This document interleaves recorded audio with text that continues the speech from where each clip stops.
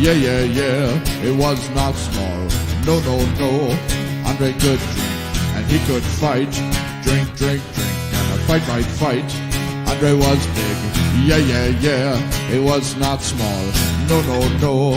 Andre could drink and he could fight. Drink, drink, drink, and a fight, fight, fight.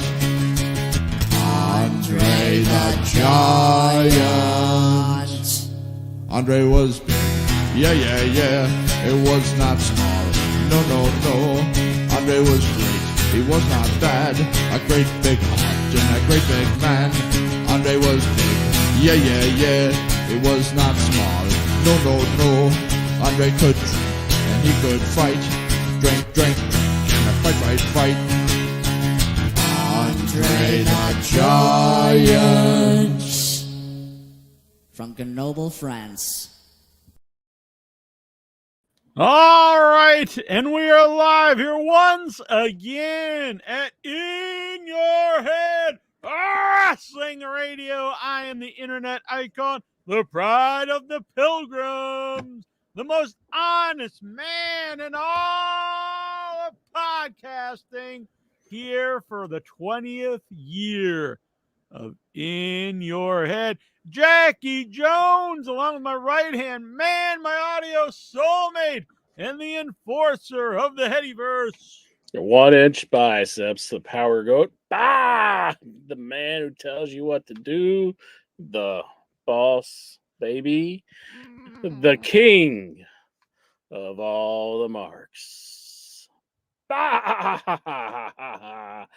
I'm on a different computer, so if I'm like looking down, it's because I had to make a quick change because my audio was screwing up on my other computer. And so I had to switch like USB ports. So in my attempt to move the mouse USB to the back, I must have screwed up my C drive and my computer went off. Damn, that's why you've been off for 3 weeks? No. Oh. First week, you switched it and you wanted to go on Wednesday, but I had something planned. That's not what happened. That's not what happened. You weren't doing it Tuesday. That's why I switched it to Wednesday. No, I said I was going to something Wednesday. And you wanted to do it on Wednesday because you said you were busy on Tuesday. No, the last 2 weeks you weren't going to be on. That's why I did it on Wednesday. But the first week is what I'm talking about. Yeah, you said you were sick. Second week I was sick. Then the third week I was out of town. So yeah. So I'm back. All right. I love you all. He's back. It is better than ever. Meha! That's as much as you get for that song. All right. We don't want to get the station stricken. We don't want to get a strike because they'll be like, that is so damn close. They're playing the actual tune. Mikey B, do you still? Maccabee. Yeah, Mikey B wants to do a collaboration intro. He wants to do the Mikey B tune. He wants me to do the vocals because everyone knows I am, a master vocalist and lyricist, and then he wants to do the music. Oh, I see. But he wants to know if we still have these ball caps like Intra's wearing. Not bald caps, but ball caps for sale. But we actually made ours. But I actually could get some together because I have the actual patches, and they would be hand sewn by Jackie Jones. If people would. I have some pins still, the In Your Head pins. Oh yeah. I still have a few of those laying around. Probably should have brought Mike some whenever I seen him, but I didn't think about it at the time. You just brought him your existence. My existence. Exactly. Yes. The grand return of the Inch Daddy. Yep. Sorry I was gone for 3 weeks, but Doc me Daddy Incher. There you go. Now I have a theory about this. You sent me a graphic earlier and said somebody stole it. Yeah. And my theory about this is like once I saw that graphic, it's like should I get into this at the beginning of the show or should I wait till like the end where it's all fell apart? You've already started. I know. Okay, so it's like the logo is basically like this, Mhm. and it's like the skin of the other one is encapsulating the other one. But Mhm. was this like a beef jerky logo or something? It's Lincoln Park, Lincoln Pork, Lincoln Pork, but the for the official four. the official beef jerky of well, actually, the official pork jerky, I guess. Of Well, I guess this isn't exactly just a commentary on the logo itself, but but the act of the docking. act of it. It's like one of the participants would have to be like somewhat into it and somewhat kind of not into it, because like for your foreskin to have enough room to encapsulate the other one. I think you just if you're doing enough docking, you just start you just force it in there. You start getting you you stretch it out so Oh, see. partner can make it Y- his way. you speak of an individual that seems like they've had experience, and I'm totally foreign to the ideas of docking. So, I'm just letting you know where I'm uh, gonna beat my way into Intra's heart. you haven't done it in 20 years, so I don't know if it's ever going to happen at this point. Don't know, just don't know. Absence makes the heart grow fonder. Now it's all about the docking. Boom. Docking after midnight. Yeah. Docking after midnight. Wrestling to the dawn. In your Right. head all night long. I'm sorry it looks like I'm looking down, but I have to look down to see Looking my at you're trying to work computer. out how this docking works. No, it's like normally I'm looking up here at my screen, but now I gotta like look down to see what you're doing. So I don't want to not be This paying is attention to you.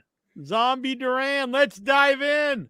Will they make a new faction in WWE with Bo leading it to finish the Bray story? So, can you start? Okay, Bray is gone, passed Mm. away, deceased.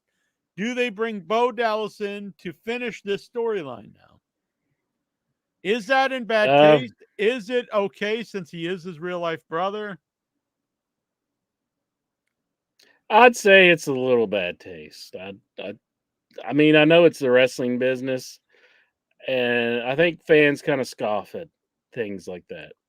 Maybe not just like some wrestling fans are like so hardcore they can't see the forest from the trees, you know. So I don't think they can take themselves out of that wrestling like bubble and realize like to other fans who aren't so into it, it's going to seem to them like that's a little not tasteful. I agree. And So, I don't know if he was ever going to be part of it, like besides just a guy under the mask. I don't know if he was ever going to be like actually known as mm. Bray's brother. Because they don't show the clips of like the people kind of like Randy Orton like talking about Eddie's death and like beating up on Ray and like making fun of Eddie and all that. They're kind of shy about bringing that stuff up nowadays. Because they even had like Ray coming out and like he would start doing the shimmy like Eddie was doing and stuff Yeah. like that. And I think if you look back on it now, like I know he's trying to pay tribute to Eddie, but in a way, it's kind of cheap that they're using Yeah, it I've never for an really been a angle. fan of it, honestly. Yeah. So many groups. I would like to see a pay-per-view WWE Faction Wars or something. Let me talk to you. So, the thing is, they have one built in, and that is Survivor Series, which they totally abandoned this year for it was a name only for the War Games. And I'm not against the War Games, but I think since you have so many, formerly pay-per-views now they're not pay-per-views, they're whatever the hell they call them on their network. So you didn't need to abandon your established one to add War Games. You could add War Games as its totally own thing.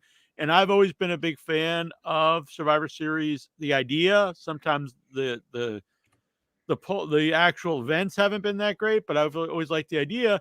And so you got one built in, Survivor Series. Every year you could do this. Your factions fight each other in 4-on-4, 5-on-5 matches.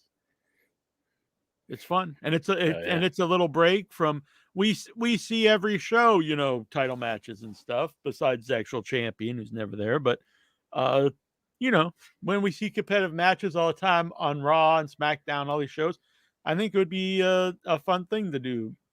Survivor Series once a year. Do you think Seth Rollins is ever going to pull the big time and be like, I can't do every show now. I've got a kid now, a wife. Well, I don't think she's not wanting to go out on the road as much. She's become a Jeopardy champion.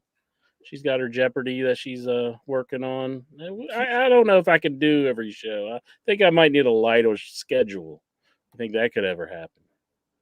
So, two things there. One thing, I think that's the whole reason why they made up this belt was so they had a title that could be defended. So what if the second guy does it too? And I don't think he'll have to worry, because I don't think after WrestleMania he'll have the title.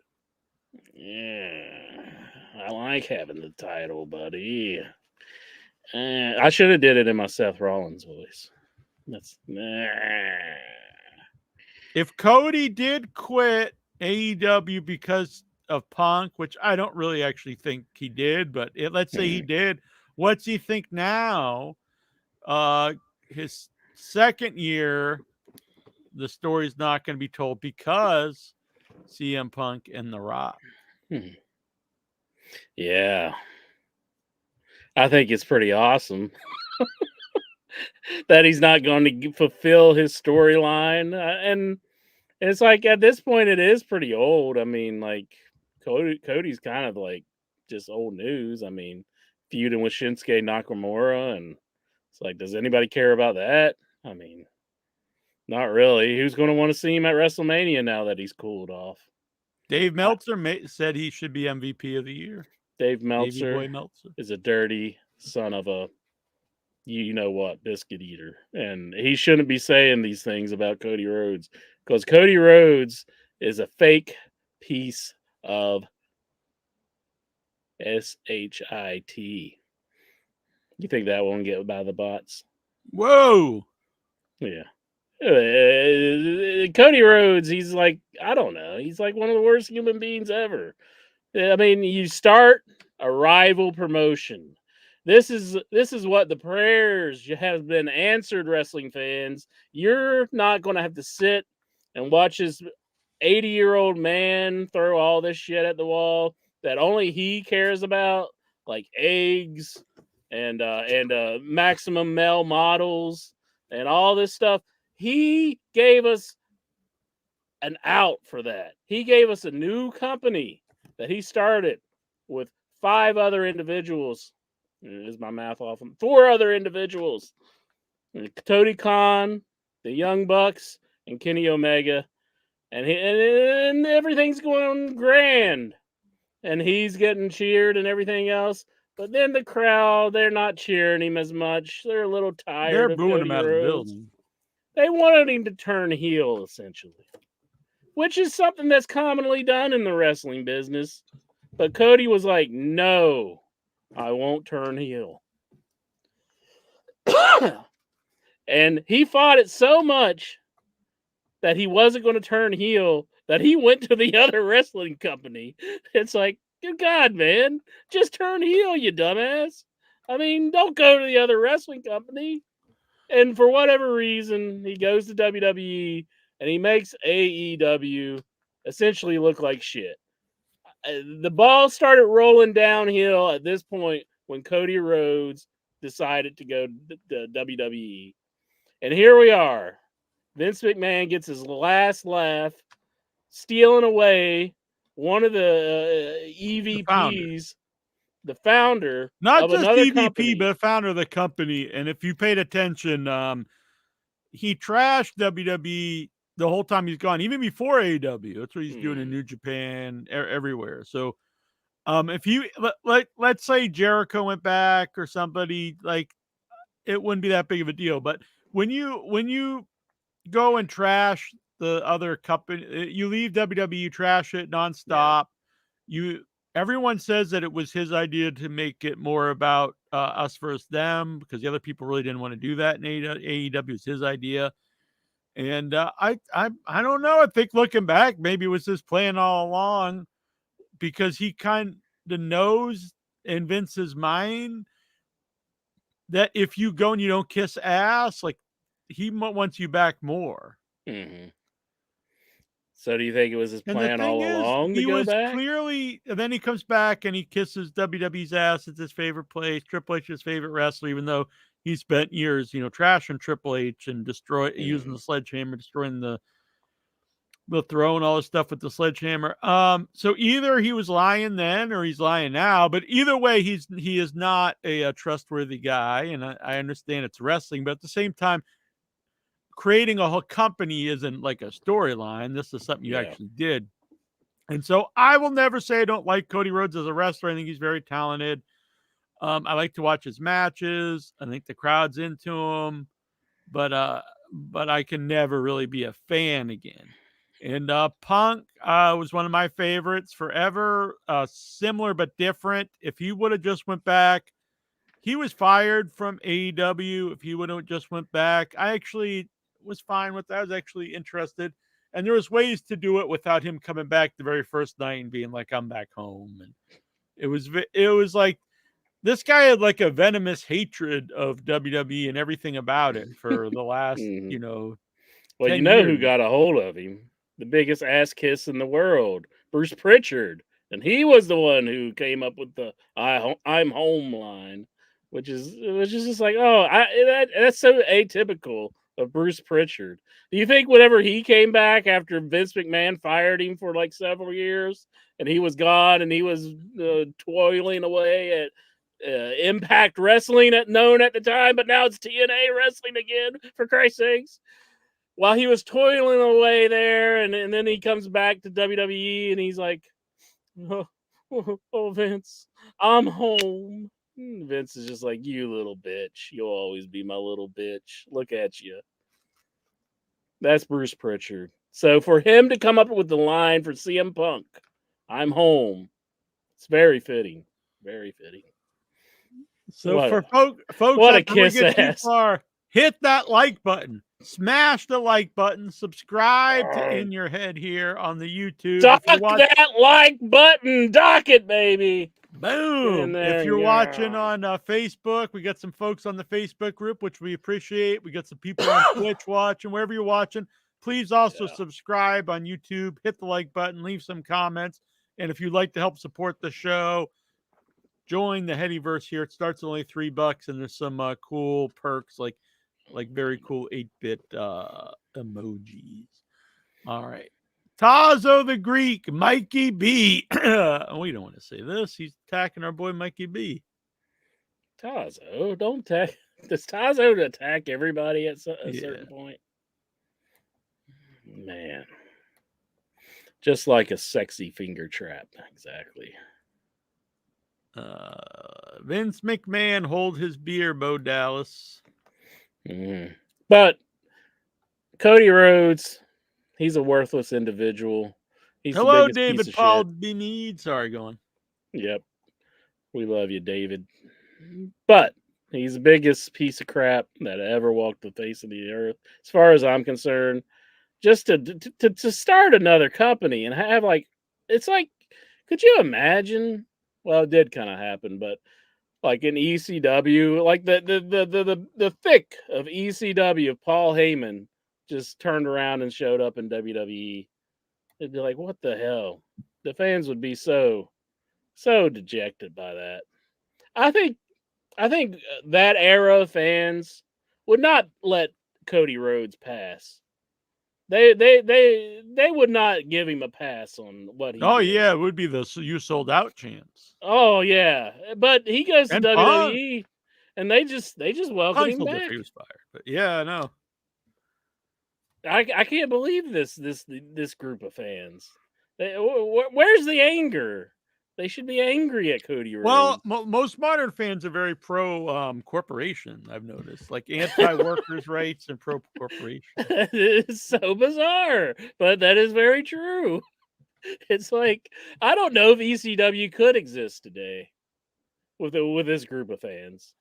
No, they'd want to cancel. I mean, I see fans all the time for years wanting it to go back to the Attitude Era all the time. And literally anytime something remotely edgy happens or there's blood, anything, they're like, we want this, like, can't we want this show off TV? What the hell? Blah, blah. And it's like, well, you can't have it both ways, guys. Yeah, really. I don't get it. It's just mind-boggling to me. I can't understand. I just can't understand how they let Cody Rhodes come back and they just cheer. It's like, where's some booze at least? I mean, come on, people. Have all the wrestling fans let me down here? I mean, nobody's going to like throw like a dirty diaper at Cody or something. I mean, Maybe I don't ask for much. Maybe just like a knife that's soaked in pig fat. And this is alleged. These are not the real thoughts of the OIB. I'm not even going to finish my statement. I was just joking about that. The Bobby Heenan one where he said like some dude soaked a knife in pig fat, so like when they stab you, that you get infected with it or something like that. Like, you remember that? I mean, that was the days back, old school heat. Today, the fans just go like, I'm going to say bad things about you on social media. I'm going to try to ruin your career on social media. That's what I'm going to do by bringing up stuff from several years ago. Cody will finish this story, but I'm not even sure there was a story to it. I'm sorry. That's all right, Cody. So the thing is, I'm not against like you doing this, but if how can you? To me, you have to do it at a WrestleMania for it to like really have importance. Mm-hmm. So like I had an argument with Steven while you were gone, because Steven was, for some reason, thinks that Rock won't wrestle Reigns at WrestleMania. He thinks they're going to do it like at No Way Out or Great Balls of Fire or something. And I was like, there's no way The Rock's coming back to wrestle Roman Reigns after literal years he hasn't wrestled. In years they've built this storyline, and you're not going to do it at WrestleMania. That'd be crazy to put it on like some J-Brone pay-per-view. So it's clearly going to be WrestleMania. Yeah. And then you've got Rollins and Punk. So either you shoehorn Cody into a three-way, which I think really dilutes the head of the table angle and match with Rock and Roman Reigns if Cody is in there. Or Cody's just not in the main event of the show. And then you prolong the story another year. It's dead as about as how it is right now. I mean, I don't think. I guess the fans kind of care because nobody would be bringing it up that we're not going to see it. But like, no, I think they care, but they shouldn't though. I mean, I just don't understand the fans anymore. But see, the thing is, I mean, you can't have The Rock beat Roman Reigns either for a multitude of reasons. You can't build up Roman Reigns as your champion for literally years and have him drop it to a guy that's not really there, and probably never have another match. That'd be, lunacy. And so, do you keep the belt on Reigns for another year and run with this storyline a whole other year, and then have him eventually finally lose it to Cody, 3 years into Cody's run? I know that they were saying. Oh, I'm sorry. Go ahead. I was just saying my idea. Cody never wins, and then his kid wants to finish the story that their dad, their grandfather, and their uncle Dustin never could. So we have like a 50-year storyline. So by the time this storyline's done, we'll be dead. Well, it'll be like it started with Dusty. I assume we'll still be alive when Cody's kids. Well, yeah, I guess they could start wrestling probably around their 20s, I would say. We'll be like 60s or something. So hopefully we're still kicking. I guess 18 they could start in the wrestling business if they wanted. If they fast-tracked him It doesn't he have a little girl? I don't know if he has a Yeah, boy. by then it won't matter. Mm. You know, it won't matter what gender you are. You can you can win any belt at that time. Oh shit! My nose is running. You better catch it before it gets away. 1 second. Oh.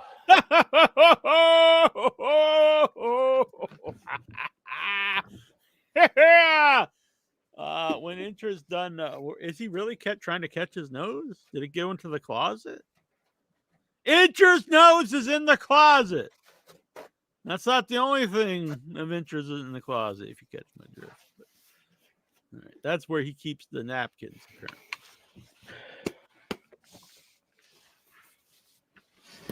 I'm going to open this on the show at some point. This is the All Elite Crate.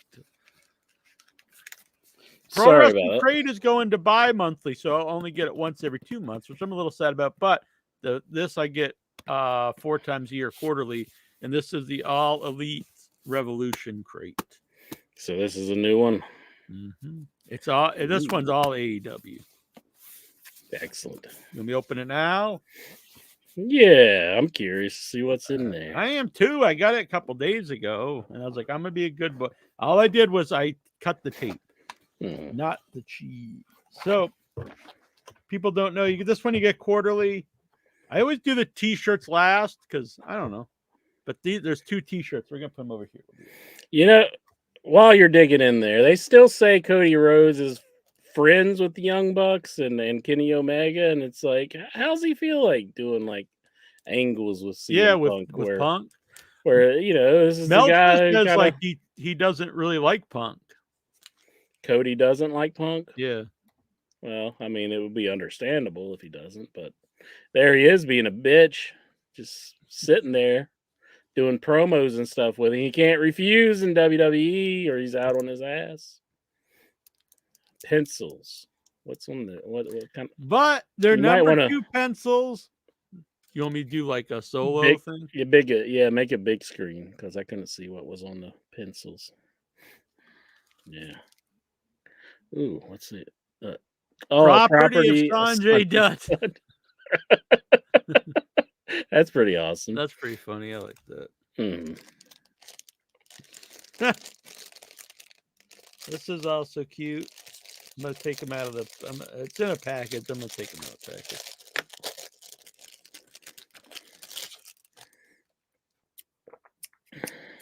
Scissors. They yeah. are Acclaim. They have the Acclaim on them. Now you don't want to be scissoring with these. You're gonna be in the world of hurt. You're gonna be hurting bad. But that's also very cute. Scissors, the Acclaimed actual scissors. This is the pin.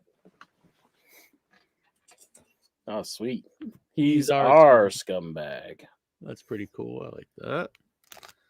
This is a very nice patch. I'm a patch fan. I like to put patches. I'm gonna make a wrestling like jean jacket, maybe. Danhausen patch. That one's nice. Mm-hmm. Huh? They should have actually changed this, but it's well made. The little micro brawler, which I like these figures, but it's Luchasaurus. It should be what's his new name? Death Healer? Kill Switch. Kill Switch. Mm-hmm. Should be Kill Switch, but that's cool. Now, since Sting is like the ripoff of the Crow, would Danhausen be the ripoff of the Exorcist? Yeah, because I think he's done shirts where it's like Eileen Dietz. I'm friends with Eileen of who's the face of Pazuzu. Mm-hmm. Got a poster here. That's nice.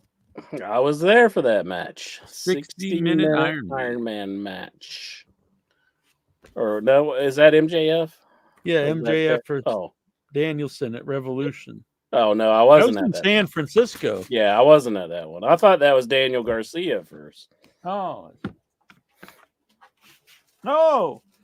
I believe this is a one of these, which I'm a big fan of because I put them up during the show. These banners. So over here I have Danielson. Over here I have Hot Rod. I still have Them Boys and House of Black. And now I think I have another one. I don't know who it is yet, though. What if This it's is like cool. Red Velvet? Straight from your mama's kitchen. That look. She's a fine looking gal. She's not great. She's all right. But the gimmick is the shit. You can't come out mixing a bowl and saying you're from your mama's kitchen. It's very cringe.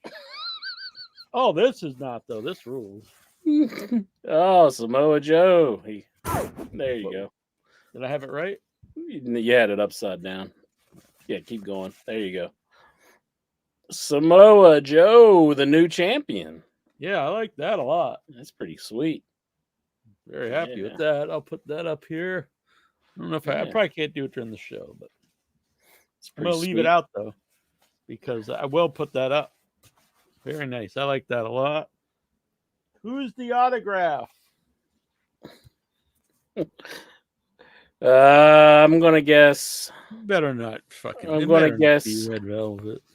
I'm gonna guess Sanjay Dutt, since you got a pencil.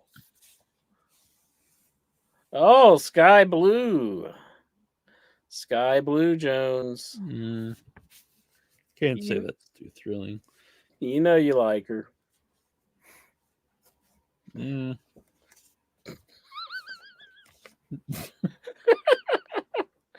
Okay. Now, I can't say the autograph was really not. You don't like it? It's fine. It's fine. All right, but now we got the shirts. I do like all this other stuff, though. All right. You were down on Sky Blue in our conversations. You weren't too big on her. I like this. Ooh, Copeland, rated R superstar. Well, it just says nice superstar, shirt. but he's got the R on his head, on his Yeah. melon there. I like that. That's Yeah. nice.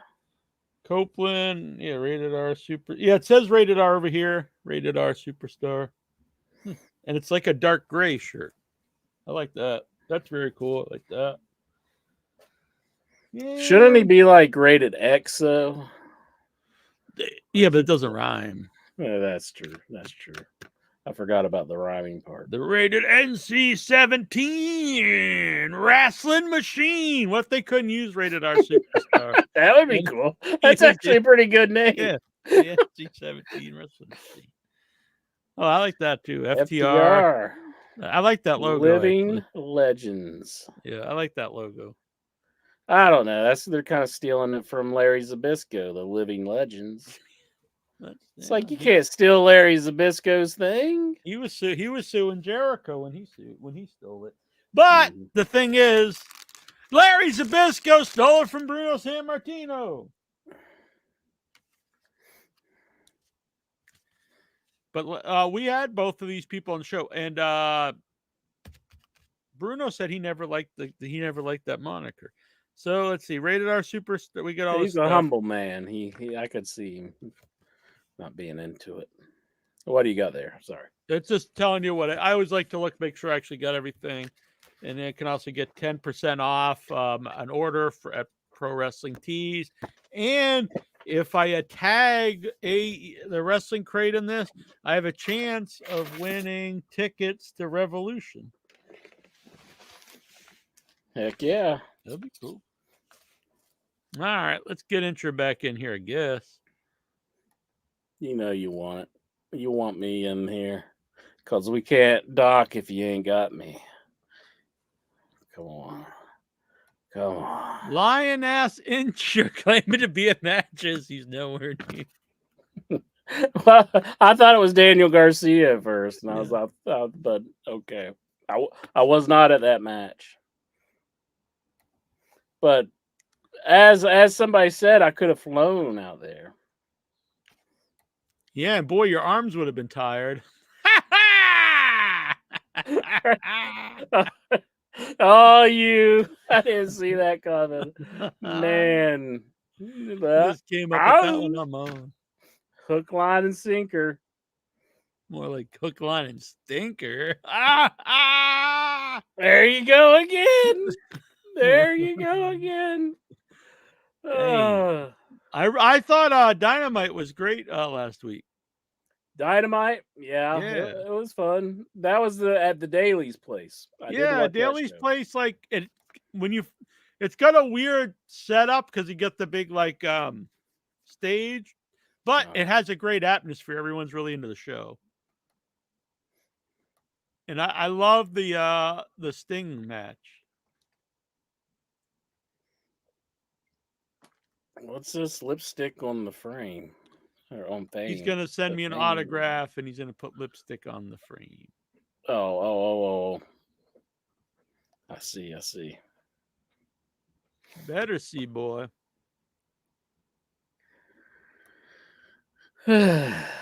Well, yeah, I like the Daly's Place show. It was pretty fun to see it again. It's been a while since we've seen Daly's Place.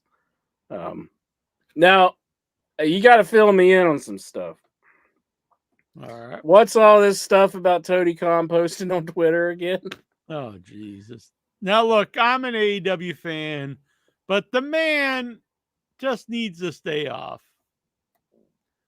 The man needs to stay off social media. I know we've argued this before, and you're pro him being on social media. I'm not saying that he has to be like they need to lock him up in prison or something, but well, let's see if I'm for him this time because I'm not fully understanding what exactly he did this time. It's something about Jinder Mahal and Hook. Yeah, so he went and tweeted. He's like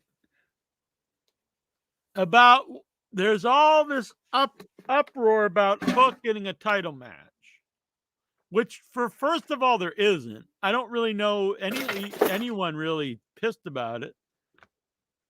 I've actually, for the most part, seen people think it's kind of interesting. Like you, myself, I think it's interesting because I really don't know what you're gonna do with it.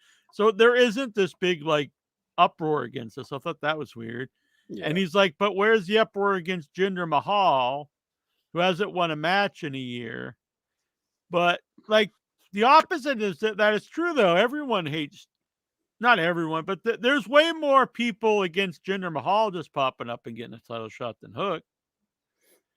And he just looked like incredibly lame to even like start bringing it up for no particular reason whatsoever.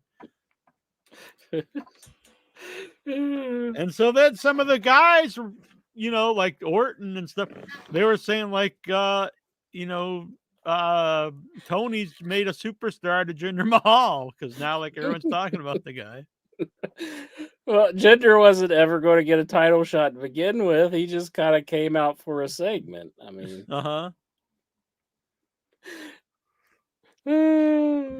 Tony, I love you, but yeah, you're kind of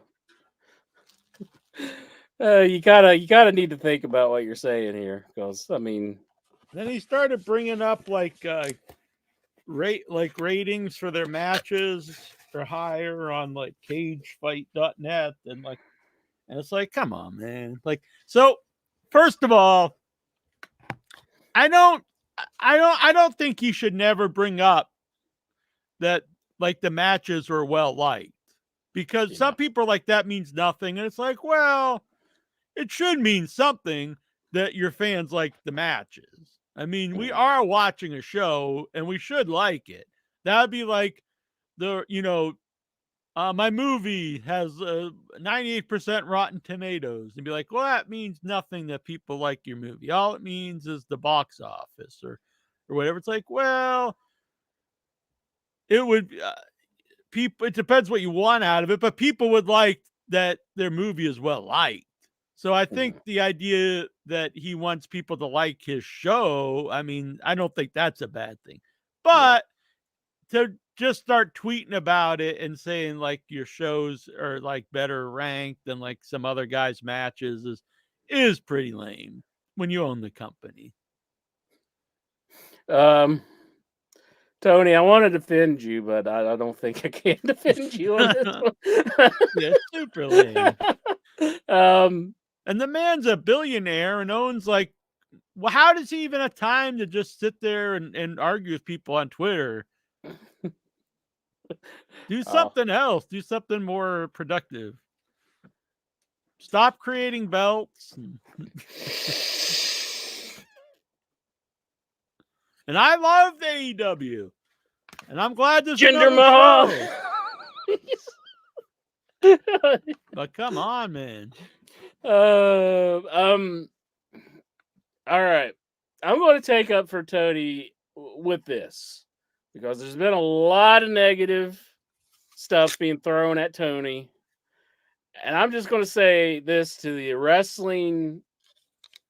wrestlers, community. It applies to everybody who is a fan of wrestling and who works, especially those who work within the industry.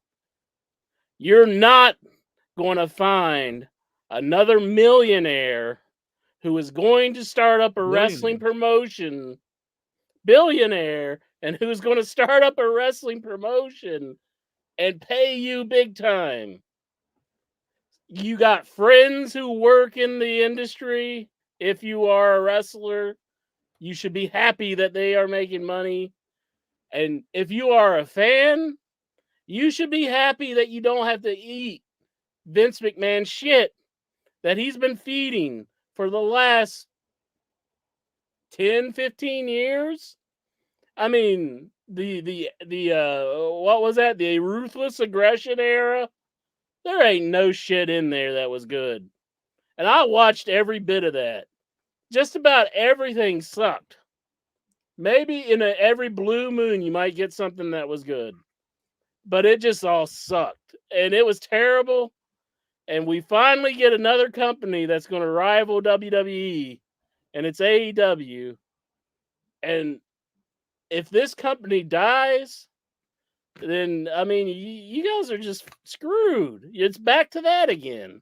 Instead of being Vince McMahon, it's going to be Triple H. Honestly, I think you can argue that WWE improving the last couple years, at least with like the maybe with competition. Yeah, I would say it's absolutely parallel. It's like they couldn't just rest on their laurels. There's another company, and so they had to improve. I mean, that's what happened during WCW. Now, was it beat? It was actually beating it on some like demographics, whatever. But that doesn't matter. It's better for it doesn't matter which one is doing better, honestly. The point is, the more places where people can work, make a living is better.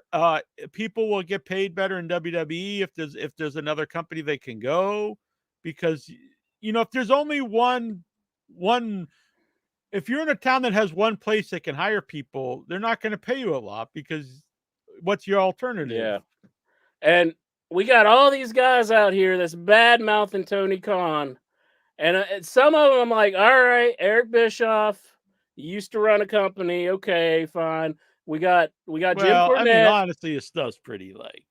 Yeah, I got a point here, and we got Jim Cornette, who's been in the industry. Okay, it's fine. It's like you got all these people. You got Kevin Nash. He's kind of dogging Tony Khan on certain things. And you got fucking Jonathan Coachman. Jonathan Coachman is going to badmouth Tony Khan. This cannot be. No, Jonathan Coachman is going to come out and start badmouthing Tony Khan. The coach can't do that. I'm not going to stand for it. We need to stop Jonathan Coachman right now. So we got to do something. I mean, you can't have Jonathan Coachman badmouthing Tony Khan. He's been into nothing to the wrestling industry. Well, nothing. What about one of the great minds of the wrestling business? One of the great, he ran promotions. He was a great booker. He's in the ring. Brian Last. Okay, he's in the same pool with Jonathan Coachman. I think it would be a lot worse. I mean, I know we haven't done anything but host a wrestling show for 20 years. Yeah, but I also not saying the media or our opinions. But I'm not going to accept Jonathan Coachman dogging Tony Khan. There's no way I'm watching anything that Jonathan Coachman has to say about Tony Khan. I'm just posting this because, oddly enough, this weekend we got this autograph of Eileen Dietz right there, and that's not Danhausen. That is not Danhausen. I prefer, would say, to Neil and Annabelle, but Annabelle and Neil will settle for that. But yeah, Brian Lass, him dogging Tony Khan. It's like, who even the fuck are you? I mean, if it wasn't for Cornette, I wouldn't know who the hell you were. I mean, this is just a dumbass comment, though, Lexo. There's always TNA. The point is, we don't want any promotion to go out of business. Yes, more and quite honestly, not many people can make a living only working in TNA. Yeah, and they only have so many spots. I mean, and I've never wanted TNA to go out of business. Who's making? Moose claims to be the highest paid wrestler there. What's he even making? More. Yeah. Yeah. I mean, I would like to know what Moose is making. Their last show, they brought in Dolph Ziggler, which I was pretty shocked. Dolph Ziggler showed up at TNA. Yeah. It pains me to say freaking TNA now. I was the only asshole saying Impact. I know. And now they're back to TNA. It's like, could they give me a shirt or something to just say we appreciate that you're the only motherfucker who called them Impact Wrestling while they were Impact Wrestling? I really feel like they've turned their back on me on this one. But, yeah, okay, so Dolph Ziggler showed up. That's pretty big. I mean, because everybody was saying he's going to show up in AEW. Yeah. I am interested. At the end of the day, though, it's too bad that TNA's not anything I can see. That's the thing. That's what kind of killed it for me. I was still watching it while it was on a channel that I could actually view. It's not on any of my cable systems. I think you can watch it on like the on-demand thing that they got going, the streaming site, but you have to it's like a week later, I think. At least it was when I was subscribing to it. And it's like, and I don't want to watch it a week later. I want to watch it while it happens so I don't get it spoiled, you know? Yeah, they just had a pay-per-view, Hard to Kill, and Nick is it Nick? Whatever Nemeth. Nick Nemeth. Yeah, he debuted, and so did Dana Brooke. Dana Brooke, yeah, I did see that one online. I'm surprised I didn't see the Dolph Ziggler one. I saw him show up in New Japan. Nick Nemeth. And Ryan Nemeth is his brother. I was he was there with Ryan. Yeah, I was happy to see Bailey and Sasha were at the show watching their friend Naomi, whatever I don't know what she uses now. I'm sorry. Trinity. Trinity. Yeah. And I didn't see a lot, but I did see some people, WWE should, blah, blah. And it's like, if you're a player in the NFL and your friends, playing in another league, in another team, and you're there watching it, they're not going to be like, you're fired, we're kicking you off the Patriots because you watched your buddy in the Super Bowl playing for the 49ers or something. Like, it's just ridiculous. So it's nice that someone, as far as I can see, is running WWE who isn't like a tyrant. Yeah. I mean, that is refreshing that, Triple H is not so harsh about some of those things, Yeah, and I think it's because he is was a wrestler himself. Yeah. He wasn't born into the company, and he has experience of, what it was like to be a worker and stuff. So, and he legit loves wrestling. So I think there's a lot of positives. Do you think he has any aspirations to own somebody's God-given name? He always wished that he could own you. Who's the current wrestler he wishes he had their name? Lock, stock, and barrel. It's like, I wish I owned your real name. Maybe he's trying to get the McMahons. He'll own the McMahon's name. Is Shade ever going to come back? You know what, though? I wonder if WWE does own a copyright on Mr. McMahon. And they'd be like, you cannot use the name Mr. McMahon. It's a copyright of the WWE.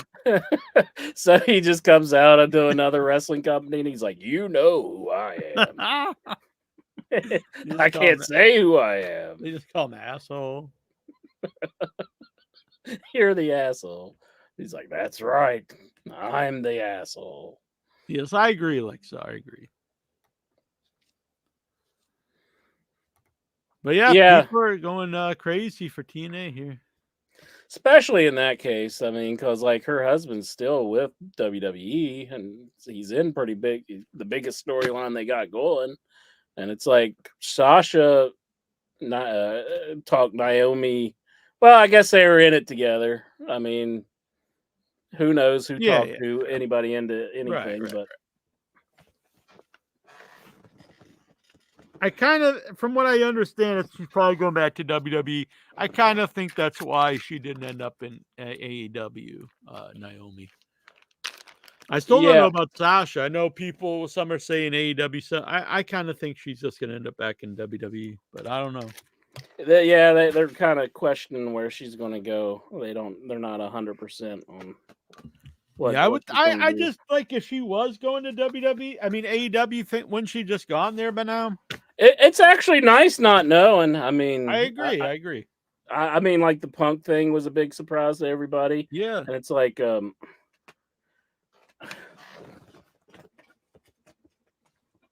stop, would you? He's like trying to destroy everything. My cat. He's eating my computer bag at the moment. Sweet. Well, maybe stop having such yummy bags. Wait a minute.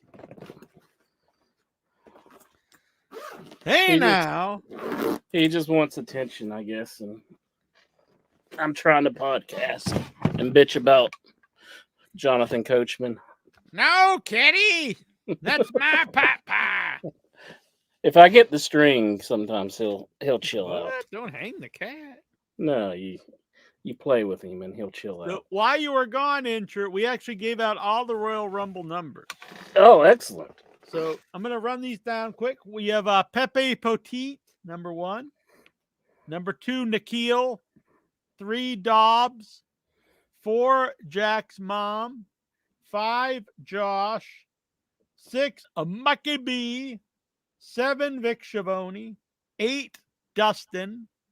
9, Jason Mitten. 10, Dave Deadman. 11, Golgo 13. 12, Jobs. 13, Baylor Dre. 14, Brian Matthew Clutter, your young boy. He's the best young boy ever. 15, Jonathan. He's so much better than Jason Mitten and Dobbs. That's for sure. No way.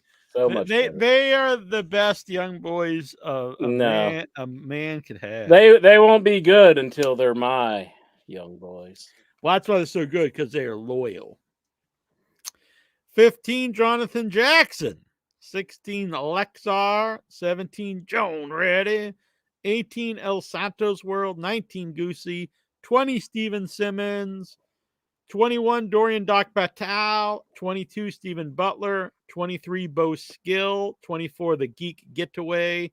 25, Bruce's Ghost. 26, Faith Schiavone. 27, Daniel Chad Whitehead. 28, Sean Green. 29, Tazo. And number 30, Bruce Briscoe. So you got the numbers there so we can draw our numbers? That's exactly what I was about to do. I'm putting all the numbers that were over here and putting them back into the hat. Put them back into the hat. And we're going to pick our numbers. Now, we won't win a prize if we win, but it's fun to play along. And if anyone out there does not have a number and would like one to play along, you'll basically be like a tag team with these other folks. You won't win a prize, but you'll have fun and play along. So, and those will be free. You can just let us know in the chat or Facebook, wherever it is, message me or just put in the chat here, and you can get yourself a free number to play along. You will not be prize eligible, is all. But it's still a fun time. It's always a good time to play along. Mixing these all back up. Should have had these ready, but whatever. It's always fun to play the Royal Rumble contest. It is. They need to do it more often so we can pick numbers. Just picking numbers is fun.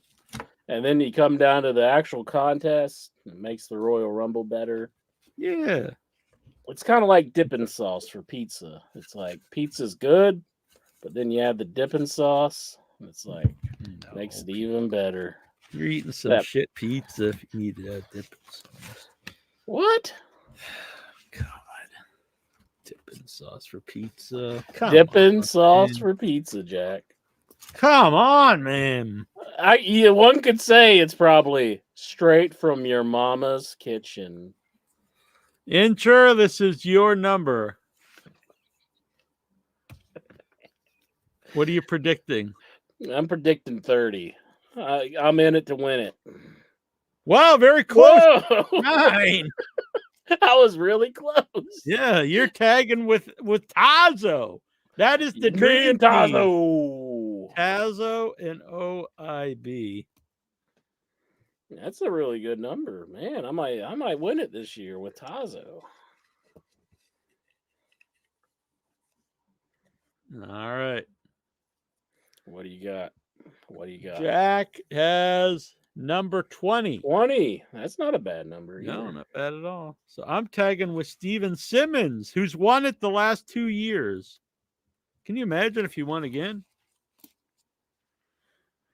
Patrick Howell, do you want a number? You don't have a number. Anyone in here does have a number, let me know. You can get one. These will not be prize eligible, but you can play along and have a good time. All right, Inchman. Are we going to open it up to calls?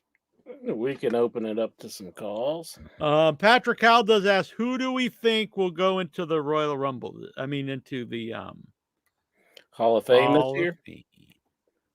So, So geez, they're running out of people. it's in Philadelphia. So Philly. I'm thinking EC Dub. Paul Heyman. That's very possible. What about Sabu. Stevie? He's from Philly, isn't he? Stevie Richards. Richard. Maybe not the top guy, but maybe like, one of the lower end guys. I'm sure he Tommy would do it. Dreamer. Yeah. Is there any like big WWE stars that are from Philly? I don't know of any that I can think of. No. Paul Heyman. I mean, he's there, so Yeah. Huh. I don't know. Yeah, I'm sure Paul would do it. Video in, talk some wrestling, everybody. Or whatever you want to talk about. Exactly. Pizza's like ECW. Even when it's bad, it's still pretty good. That's true. I literally asked this question last week. Lexar's pissed. Well, I wasn't here last week, so he had to bring it up so I could answer it. Kurt Angle's from Pittsburgh. Is he? He's Pittsburgh, Pennsylvania. He's not already been in, I Philadelphia. think, hasn't he? Yeah, I think he did go in, didn't he? Yeah. AJ Styles. I mean, not AJ Styles. Joey Styles, I guess. Yeah. They're sure not too big on Joey Styles, though. Even they had him commentating for several years, but they don't ever bring him in for anything. No, Maybe after he punched out JBL. Yeah, if I was JBL, I probably wouldn't want him around either. He's afraid, probably. He's like, isn't that funny, Joey Styles, that I made this guy turn over and kiss his own ass? And then Joey Styles is like, no, it isn't, motherfucker. And he just gets up and just waylays him. And he's like, oh, stop beating my ass, Joey Styles. Oh, that ain't funny. Joel Gertner, Anthony Oberstar. I mean, I would love it. I don't really foresee it, but I would love I guess the Dudley Boys, but I think they're already in it, I guess.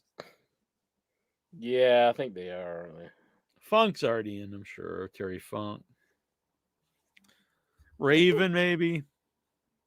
I don't really foresee him even doing Raven. Trying to think like that. They might still be good turns with Tommy Dreamer. Yeah. Maybe. Maybe What's up, John Reddy? The Baldies. Ludite. Francine. Mhm. They always want to put a woman in. I saw Jackie wants to She come doesn't back. have very good things to say about Vince, though. Yeah, but Vince isn't there, so maybe it may be a make right. It seemed like Vince was trying to NDA her, according to her stories. Didn't sound very good. I made John Reddy sign an NDA. You did. Yeah, we can't talk about it.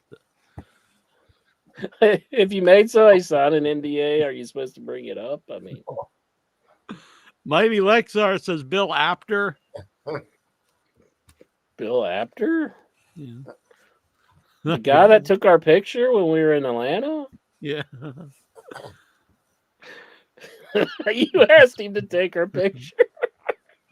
Like, can I What's the get a matter with picture? He thought with us. I was like, no, can you take it? What's the matter with you? Why'd Bam, you bam, do big that? one. Well, he was Did you there, go to the huh? bathroom like stroking that night? You're like, yeah, fucking Bill Actor.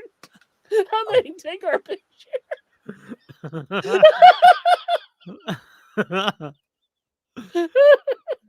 Bam Bam's a good one. Bam Bam Bigelow. Sorry, Bill. I think it's pretty awesome. I was shocked when he did that. I was like, what the hell? What do you folks in the chat think? Do you think that was out of line of me to ask Bill Apter to actually take our photo? So gave him the camera to take a picture of me and Incher and President Clinton and Spec-Son. That's a little out of line. I think at a pro wrestling convention. take our photo. I think we should go in now. Like, We should be the Hall of Famers. you think your boy will ever go in, Matt Morgan? Oh, jeez. I hope not. You love some Matt Morgan. You'd probably be in the front row. You'd be like, yeah, thank you, Matt Morgan. I got the red suit on now. I just want to thank you for all you ever done in the wrestling business. Dave Deadman says Bill Apter's a punk. So, and Dave, if you didn't see it, we did a video Sunday night, and we opened all your pins. Annabelle and I in Boston. We're all the Headyverse. They all bitches tonight. But Ludite's the only man with balls. Everyone else is afraid of the Incher tonight. I guess so. Ludite's the only man of the whole group. There we go. And the mighty Got the Lexar. mighty It's only L's, Ludite and Lexar. Let's get on what's on Ludite's mind. He might want What's on your mind, Johnny Cakes? Things like that. Only several times a year. What is Lexar doing? Turn off the view or whatever the fuck you're watching. Yeah, fucking Whoopi Goldberg. I'm feeling sick, so Yours is that may big. not be the best conversation partner ever. Mhm. So who do you think's going into the Hall of Fame? Going in the Hall of Fame. Is that how Johnny that Cakes. sounds? Big Bad Bob, is he going to be in the Hall of Fame? Goddamn right. Hell yeah. Yeah, I Oh, Big Bad Bob. was saying like Kurt Angle is from Pittsburgh. You suck. Yes. You suck. He's if they already put in. What if they Oh put really? in- Yeah. What if they put I could see Bray Wyatt going in. Oh. That would be a good one, honestly. What if they put in Gino steak and cheese subs? They just put in a steak and cheese some guy. They're like, They "Oh, could like get inducted by like Gino from the FBI or whatever, They get, right? like, they give it like the Warrior Award or something. Tommy Dreamer. Damn, Chad Whitehead is predicting that dangerous Doug Gilbert goes in. Doug Gilbert's Dark good. Patriot. Doug Gil- Is that in already? I can't imagine he was in. Well, then, Is he related to Eddie Gilbert? yeah. Okay. And there's no way he goes in before Eddie. Yeah. I don't foresee Eddie Gilbert going in, honestly. No, Yeah. it would be good. Kind of forgotten in time now, unfortunately. Yeah, What's you don't on your hear mind? much Go on, about him Inch other Man. than you don't hear much about him other than he helped start up ECW and stuff. No, really ahead of his time. I think he would have really excelled during the internet era, and also great talker, good worker, small. So I think he would have actually done a lot better in modern. Even though he did really well for himself for his size and stuff, but I think he would have excelled in the modern era because his height wouldn't have been an issue. Mm. It's like an Lex- Eric. go on. Oh, so like Eric Young kind of size, kind of Yeah, probably. around there. Lexar, what's on your mind? My buddy, my pal, my amigo, my compadre. Great to see you back here Thank on In you. Your Head after a long lengthening of baking food or taking a shit, but he's back. Exactly. Wait a minute, Alexa. I think I got your girlfriend over here. I got your girlfriend over here. By the way, I saw clips of Hard to Kill, though. Where you got Please. all that? You haven't been talking to me recently, Lexa.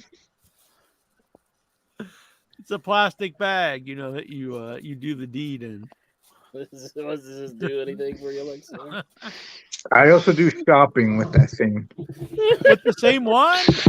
No. Yeah, you walk around this shopping center with a huge heart on. You're like, look at all those bags over there. When the bag has paper or plastic, you're like, oh, plastic, baby. I've seen videos like that, but people aren't supposed to notice the camera. I don't know. Damn! Look at this. He's saying shots fired by Incher. See, Lexar, you think Incher's the nice one. But he's Well, he hit me with shitting and eating food. I thought you were baking food in the oven. No. Yeah, I think it's about ready. Mhm. For 3 weeks. He does like his pizza extra well done. Well, not that one. He burned to that part. No. That time. Oh man. So what's on your mind, Lexar? Mhm. I was watching clips of Hard to Kill, Mhm. and I'm not Steven sure. Seagal movie? Yeah, that's a Steven Seagal movie. I like it when he comes in and he's like beats up all the guys in the pool room. That's the good shit. I think Naomi's leaving TNA and going back to WWE. It looks like it. Well, I mean that's where her husband is, her friends. Also, it's a much higher platform. Much more. And she's the Family. champion too already, so she doesn't have anywhere to go. They But might that might actually pay her well. So And people might actually see it. yeah, for So sure. yeah, that's good. Did you Tina go to has, it? I Have didn't you know ever been Tina to had TNA lots. show? I don't know Tina has lots of sponsors. Have you looked at their canvas? They had lots of sponsors on their canvas. As I noticed. Are you wanting to buy a TNA canvas now? Ooh. Yep. Put Oh, as a yeah. nice carpet in my room.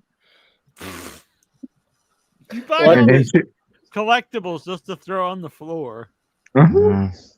I have a WWE ring apron, but one of the nails like fell off one of the walls when I put it on, and like two of them fell out.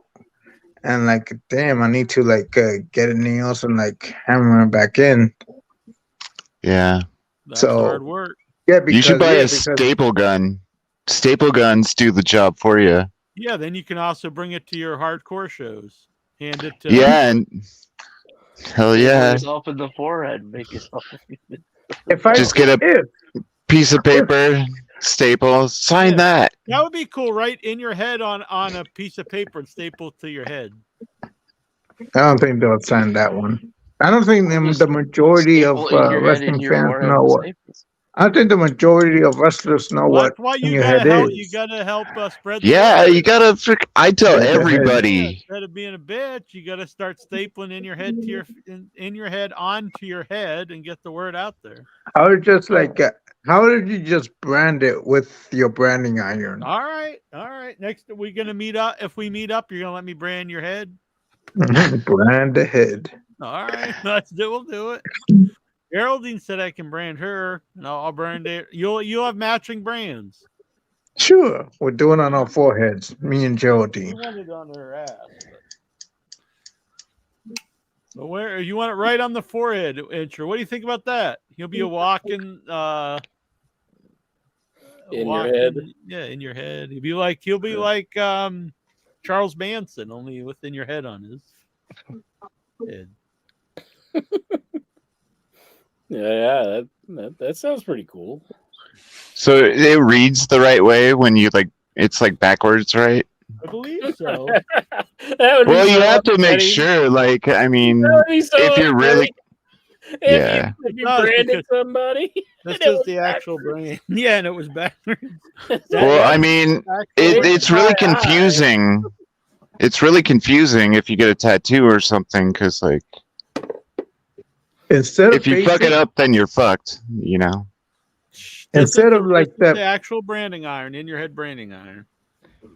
instead of that Heat it up. basic Jack. Sizzle. Jack, And this, instead of that, this board has actually been branded with. But if you turned it the wrong way, it would be HNY. Maybe. No, I know how to do it. Line it Or right if you're up. standing on your head, so like you're fucked. Just like this, it'd be hold still, XR. It'd be, it'd be like hundreds of degrees, and it'll stick it right in your head, and you'll hear it sizzle. And I gotta You feel a hold it little there pain. for a little bit, and then pull it out. Yeah. And When your it head hits will the go. skull, then you know it's done. And then you'll have this right across your forehead. IYH. Mhm. Instead of the basic letters, it should be that in your head logo right here, My Ah, brother got me this as a Christmas present. right there. Indeed. for sure. Pretty nice, don't you think? Yeah, it's pretty It's actually made Mhm. for to brand meat, like it's to like brand a steak. You have to get those really, really hot to make it look good. I've had to do that before. Well, we need a in your head cookout, like where we cook. Hell out yeah, and we make just some brand steaks. everybody. We brand the steaks and then we brand the people, and Yeah. yeah. You brand just get a- yourselves. Yeah, just a whole leg just full of IYH. We could do some live dockings, and so it'll be a huge sausage fest. Yeah. We should charge money if that's all gonna go on. Yeah. Help support the show. You get a real. I don't Rumble need number. monetary value. I just need some good old docking. Well, that could be you, Ensure. Everyone else should. Can I have your money? Your part of the money? Mm. If you dock me good enough. Challenge accepted for money. I mean, fuck. So what else on your mind, Mighty Lexar? Nothing much. I miss posting my Dynamite shows I went to on Facebook because of the whole Facebook debacle. What happened anyway? I was trying. I upgraded my phone, and I had trouble signing in, so I couldn't sign in. So there's another Can't you just account get with your a different name, though. Can't you just get your password emailed to you? Yeah, that's what I did, but it just come up with a different name. With a different name, it's Jeremiah Pivens or something, and this is Well, not it. now you're So I had to, like, Jeremiah. so I had to, like, Just put your picture on there, and it'll be fine. Jeremiah yeah, Pivens. Jeremiah Is that your real Pivens. name? You can No. change the screen name. I mean, everything underneath just has that on it. it's the same password, but it's just a different name. And I said, this is not it. So I had to delete this account. And all of a sudden, the Facebook said, you'll be deactivated January 25th. So now I have to wait a whole month just to wait for it to be deactivated so I could re-sign in. You can make a new one. You can have multiple accounts. Just Like open you a did, new Jack? Gmail. Just open a new Gmail account. That's all it is. Open a new email account in Gmail. Yeah. Period. Jeremy Pivens in your head at gmail.com. Yeah. Exactly. What's Just on your copy and mind, paste Bruce? it. Jeremiah Pivens. Not much. Not much. What's on I your don't know. hat? There's a lot of snow and in Iowa, so we have to find interesting places to put it. And I put some. No, I saw it at Walmart, and I saw your I hat. like it. Yeah, it's very So similar. I was like, Actually, I have it right up here. so I was like, yes. So now we both have snow hats. And I was like, it's not a Christmas hat, it's a snowman hat. So I can wear it whenever the hell I want. Although he does have a snowy Christmas hat on. Mine is just plaid. Damn! Dave Deadman says you look like a commie. What? Who's that directed at? I think towards Tazo. Oh, The Mohawk. Goodness. Fuck it. nah. The fuck out of here with that bullshit. Who am I? Fucking Mike Bessler over here? Hey, whoa. Yo, man. Hi, me. Just hang No out. attacking Mikey B here, Mikey B. Hi, me. I'll be down in the tunnel in just a little while. Just hang out, wait for me. All right, X. Where the fuck is my bomber? Whoa. Interesting. There's voices coming from everywhere. That's how I think MJF should return. He should come out of a tunnel at Daly's place. You don't want a Jewish guy coming out of tunnels right now. Like, How for dare sure. you? Yeah. Could bring How in dare Goldberg. you? Goldberg could be his muscle. Is he That gonna would drag be- is he gonna drag a bloody mattress? What's up on from your the- mind, Tazo, in the world of wrestling? Mr. Gino I got Bastardo. a couple of things on my buddy right here, pal. What is that, late? What did you write? Like a manuscript or something? That's right. It's my mantra. Did you see Nick Is this Nemeth? going to is in be TNA? evidence? Is this going to be evidence at a trial someday? It might. It just might. You know, they'll read some names and they'll find some bodies. But first off, it's fascinating. Nick Nemeth is in TNA. Isn't that great? And also, Dana Brooke. Why would you sign Dana Brooke of all people? I can understand when you have Trinity Fatu in there. Yeah. People were interested. Even I was like, hey, that's pretty fucking cool, you know? And Yeah, she I stayed agree. for about a year. She's gone. Nice. But Dana Brooke has never shown like any kind of No, anything. nothing against her. I'm sure she's a nice lady, but I've always wondered why she's ever been around. She's been around for like 20 years and never been worth anything. But I'm sure look, I'm not saying she's a bad human. I'm just saying she's completely worthless. Well, she's never done anything in WWE to garner any attention. I mean, she's never fallen asleep during the podcast like Luddite over here. You know what? I was actually arguing with Chat GPT. I was trying to make an argument. I wanted Chat GPT to make my argument that why Gen Z is so pro corporation, right? They're kind of they don't they never root for the underdog. They never like seem to only like the purple-haired ones seem to like go for the, people that might. Yeah, be no, considered- it is. It's definitely a thing I see. Well, the alpha generation, on social media, young people are very pro-corporation, anti-workers' rights. the very newest, youngest ones, I think, are more like grunge oriented. So I see a glimmer of hope. Yeah, they're into that Like a that little band, bit. like those hip bands of today, like Nirvana. Yeah. I mean, I I see like Alice in Chains. Hell yeah. I've seen Alice in Chains Wearing the 3 times. flannels, Yeah. drinking the coffee up in Seattle.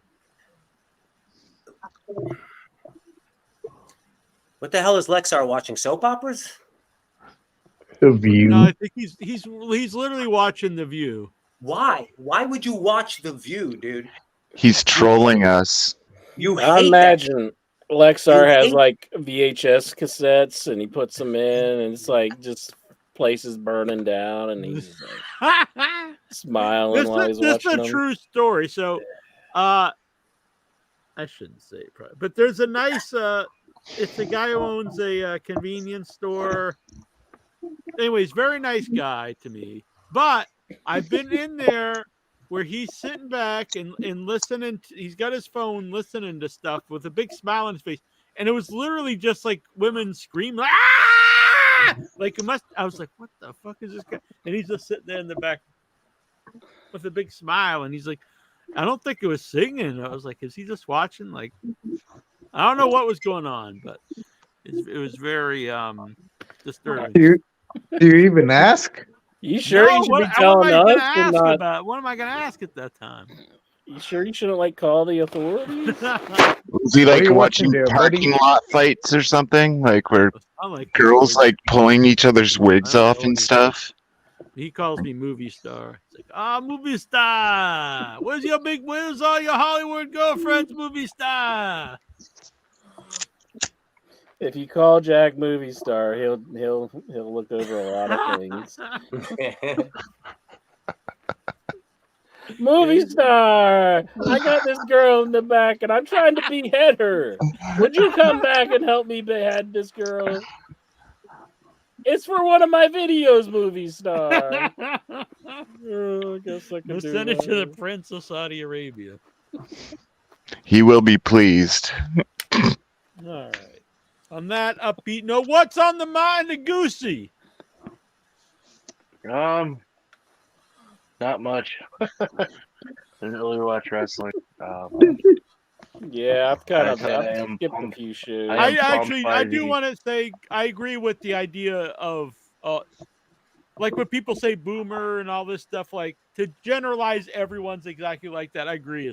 You can't say everyone, but there is a lot of young people that are very odd to be honest. Very anti. I tell you, I'm just fucking pumped for Ash by Elegance. Let me tell you. Hell think yes, she's gonna Ash change by the game. Elegance. That's Tazo's I think girl. she's gonna be the greatest women's wrestler since Randy Richter. Who's that? But Is that super Nikki Ash basic. got a new gimmick? No, it's Dana No, Brooke, that's but Dana I Brooks' do gimmick. enjoy Oh. that. I do enjoy the timeless Tony Storm's always calling out Wendy Richter on AEW. I actually would like to see Wendy Richter make an appearance. Mhm, that would be cool. I like. I've that. seen an Ash interview with her Elegance lately. seems- She's It in shape. seems like a knockoff of Tony Storm, though. Yeah, the still picture I saw, I thought the same Yeah. thing. But I don't know like what the gimmick really is. Great. It's like somebody come out as like Dr. Luther now. Did her and Batista ever hook up? I remember they were tweeting, very Something bad dirty must have things happened back there. Yeah, Ugh. not sure where that went. Batista's gross. I'll say it. He's gross. gross. What's wrong? I don't know. I was thinking like Batista probably could do better. He's like a big time movie star. True. Got He's just mullet. weird. I bet he oils up his body every day, just like with just oil. You don't oil up your body every day? Yeah. And then you're all lubed up. Slap it It's on. cold in Iowa, though. I mean, should I? I mean, Hell yeah. You should come on the show next week just all opened up. I do have a big bottle of baby oil. Like, maybe we that get would more be- viewers. That would be funny if we came on the show once and all of us were just all oiled up. Oh, we I'm could very hairy, we though. I could don't plan it and just have it happen. I don't think oil and hair mixes very well, does it? Because I got like a very hairy chest. No, just use like vegetable oil or something like that. It'll still work. Oil and hair, oil and water, Does whatever. that do anything for you, Taz? Like a manly, oily, bearded chest, hairy chest? You remind me of Ron Jeremy, actually. I met Ron Jeremy. Jack should use vegetable He's in oil jail to now. oil up his body. Mikey B says Batista is half Greek, so he and Tazo are practically cousins. How many people do you know that's like rotting away in jail right now, Jack? You probably have a whole list. Oh, I can't say no, Ron Jeremy. I met Ron Jeremy, but I can't really say no to the man. Well, that you've just met, like Oh, well, let's see. rock Ron and roll. Jeremy, rock and roll Buck Zumhoff, Sonny. Sonny, yeah. Some folks, honestly, actually some folks I went to, like I grew up with, we used, sadly, or at least one of them, I don't know about. Some of them have been in and out, but I know one person I believe is still in. Like Ken Patero was in. Did you ever meet him? Oh, Soon to be the convenience store guy that watches the women screaming videos with a smile on his face. When the pandemic first started, he just sit in the back and openly smoke weed, which I didn't care, but I just thought like he really just thinks the world's coming to an end and he's just given up. He was just sitting in the store, sitting in the back, open, smoking weed. that's crazy. See, look there. Oh my god. You even pose with a porn star though. Look at that. That's pretty awesome. You're posing with a porn star on your left and your right. No. Is he tan or is he just like a weird like always pallor? Italian. Okay. It's I unfortunate see. you didn't take a picture with Hugh Hefner though. That'll be awesome. Yeah, he wasn't there. He wasn't at the. This was at the Rainbow Room. You met Super Bang Bro. I also I met saw him suck his own wiener once. me. Oh no, I see. Oh, And we also met Chuck Zito. It was a star-studded. Frank Stallone was also there, but he wouldn't let us take a picture with him. hell yeah, he's high class. Frank Stallone. He's still got some money to make. Why didn't you ask Frank Stallone to take a picture of you? Like, no, I wanted you to take a picture of me. Did he have a big pinky ring on? I don't know what he was wearing, honestly. I can't remember. I picture him with like a huge pinky ring on. But yeah, it was a fun night. All right. What's on anything else on anyone's mind before we get to the questions? Any topics? I need to get a pinky ring. That's Rappaport. something. No, Steven. Steven's not around. Did you piss Steven off and he's denying us Raw reports? Yeah, I don't know what's happening. Maybe it's too cold for Steven Butler to do the Raw report. It's I'm too... gonna- They had a new set though. I don't know if you Maybe noticed you could that. They had watch a it. new set. I haven't watched Raw. I don't know. They had a new set, but it's just for that period because the arena is like 28 years old. So it cannot like hold the normal lighting structures that WWE always does for their shows, so that it get different lighting grids. And that was from the For same Raw. night. That was from the Viper Room. That's where River Phoenix died. Mm. Cool. I think it closed. Or it is, but anyway, I believe Ron Jeremy got released from jail because he cannot stand trial due to the diagnosis of dementia. Yeah, he's old. Last news was Sean Oliver. Oh, interesting is my mom watches like Law and Order shows. You know, the old Law and Order shows. Oh. And That's for you. no, it was Law and Order. And anyway, I just happened to see honestly 10 seconds of it. And Sean Oliver was like he was playing a lawyer. He had no lines. He just brought up a stack of paper up to the judge. I was like, oh shit, I know that guy. And she did. My mom did not seem to give a shit. But I was like, Was his tie all all fucked up and his shirt all fucked up? He was very thin because I think it was from the 90s. He was very young and very thin. But I like Sean, even though he doesn't come on the show anymore. Chad Whitehead wants to know, would you go to a wrestling show on mushrooms? Like shiitakes? Are we sitting on mushrooms, or we gotta You can sit on this mushroom head, ain't you? Yeah! I mean the head of my penis. Well, when I go to ICW, there's this wrestler named John Wayne Murdoch that sells mushrooms to fans. And gets them high. I'm sure he's very happy you're telling everyone. So the wrestling is his side gig, and the drug thing is his main job. He just needs access to more people.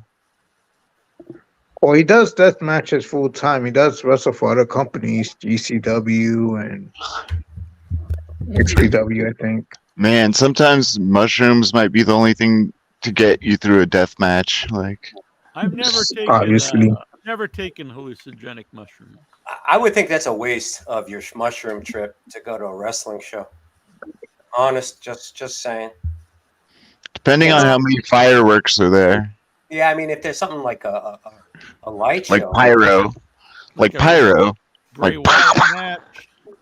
Yeah. maybe you really get A Mountain Dew wrestling Coke match, Pitch right? Black match would fucking blow your mind. Maybe that NWA show, that Sam Hain NWA show would have been good.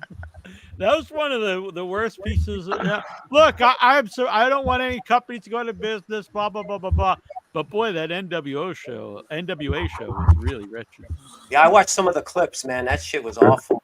There was nothing good about it. Even Old Man Storm, who was on commentary, just had a look on his face like, what the fuck is going on here? I'm a big Sinister Minister fan, but what it was Yeah, what do the hell? Like they cocaine built the whole show segment or around something? them, and I don't understand. I watched Yeah, a highlight of cocaine. it, a highlight show on YouTube of it. I am surprised why people don't get hit with copyright infringement when they're showing these clips of the show. They Right. even show that scene, that thing where the Sinister Minister snorts the cocaine. He didn't want to show it because he thought he would get demonetized.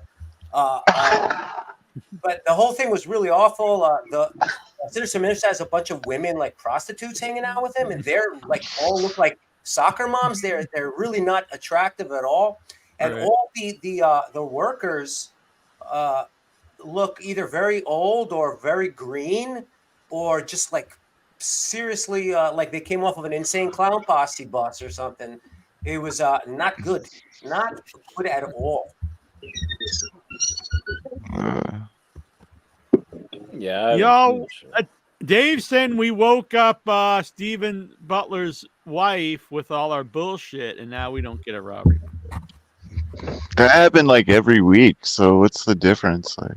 Maybe they're getting it on. Maybe they're, she's like, I know you like it raw, Stephen. His eyes went up. Like during the middle of their intercourse, do you think Steven's doing his own Raw report? Well, it's like, And then Cody Rhodes came out, and she's like, yeah. Then he's like, oh, then Trish Stratus. And she's like, woo, because she can tell that he's getting excited now. Like the TP grows, 3 inches at that point. TP. What? What's the matter with that intro? Hey, did Billy Corgan win like worst book over the year? I just wanted to ask that. But did he? Because that's probably what he definitely deserves. That does remind me. I'm going to do that tonight. Someone send me a message after the show. I'm going to put up the Hetty ballot so we can do the Hetties. Maybe we'll do it the first show of February or something. Yeah. But we need to do the Hetties. No, but I was thinking it's hard to be like a cool looking booker. Like Tony Khan is straying into the Billy Corgan esque. Like he's getting way dorkier, like Billy. Well, yeah, I mean they're not the same people. I think they're completely different because Billy Corgan, I wouldn't really call dorky. I mean, he's a rock star, and he's a wrestling nerd in my eyes. Well, I honestly find that very strange that wrestling fans don't want the people that run the wrestling to like wrestling. I like him. But I think he's a dork. He's and music. Billy Corgan. That's my opinion. I hear Billy Corgan has a huge ego in music, so that's why his bandmates doesn't like him. Yeah. Anyway, I don't know. Maybe I don't like the Smashing Pumpkins. I just think he's Pumpkins actually my favorite band. I'm sorry. I like other bands, but I like them too. But sorry. Do you like Swan? I wouldn't call him. I think he doesn't know what the hell he's doing, but he. It's like the original lineup though now, isn't it? Except for the bass. Except for the So they're getting along as of now, except for the bass. Bassist is the girl, right? Darcy. Yeah. Clearly, you could be a good musician, but you're not a good booker. I mean, it doesn't translate. Right. Obviously. Yeah. It's like Jim Herd. Well, like the Billy Corgan wasn't it Billy Corgan at Disneyland where he's all depressed looking and shit? We need to lock down Jim Herd for a podcast. We'd be like the guys who got Jim Herd to I think he's already done one. Really? Yeah. Oh Jesus! I thought I was just saying it as a joke. Yeah. I would like to see that Nails did an interview. That was the first time for years that someone's done a shoot interview. I'd actually like to watch the Nails shoot interview. Mm-hmm. Yeah, did he foam at the mouth and shit like he did? I don't think. I bet it's a big disappointment. I remember the first time I saw, because I was getting the shoot interviews when they first started, and when they first started, if you weren't around then, you don't really understand what a big deal it was, because wrestlers didn't do interviews out of character at the time. So it's a big deal when you're starting to get the shoot interviews. Not like today. I mean, everyone's doing podcasts and stuff. And I remember, so Jim Cornette was one of the first big guys, him, Honky Tonk Man, certain guys. And then when they put out the Abdul the Butcher one, I was like, holy shit. Abdul I thought he was I didn't think he was a real crazy guy, but I didn't even know he could speak or anything because I never heard him speak. So oh man, I get this. And that was the worst shoot interview ever. So he didn't want to answer anything. Oh, Abby sucks. But this was the first time, so no one knew. No one knew what to expect. Yeah.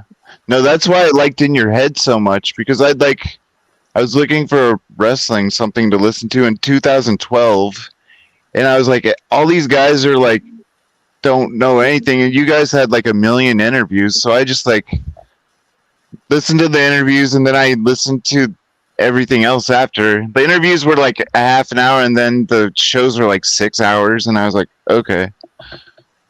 Then I understood what In Your Head was about, kind of, so yeah. That Abby shoot interview is also, I've told this story many times, but not in a while. But so I ordered the shoot interview from RF Video through I think I got RF Video through PW Insider, or no, I think I got the first. I don't know how I came about RF video. But anyway, so I ordered the shoot interview.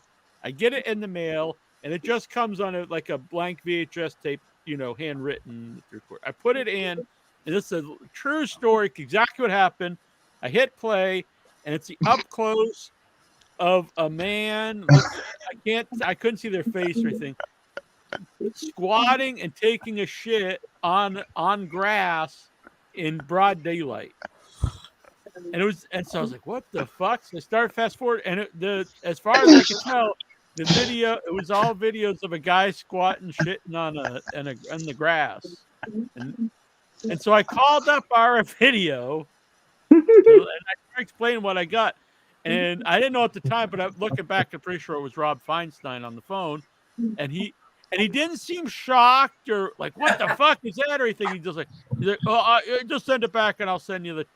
And I was like, okay, and send it back. And like, what do you think if someone started explaining, I got a tape and it's a guy taking a shit on the lawn? Like, you'd be like, well, how the hell did that get in there? But then I'm like thinking he has to have these videos because he wasn't shocked. He's like, oh yeah, we must have got him mixed up with HR 72 and sent you HR 73 or something.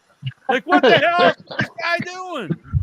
Did it have like titles on it, or was it just like raw video? It was just it just started up. No, it didn't have. It wasn't like a produced video. Like it was just like someone. Sounds like a blackmail tape or something.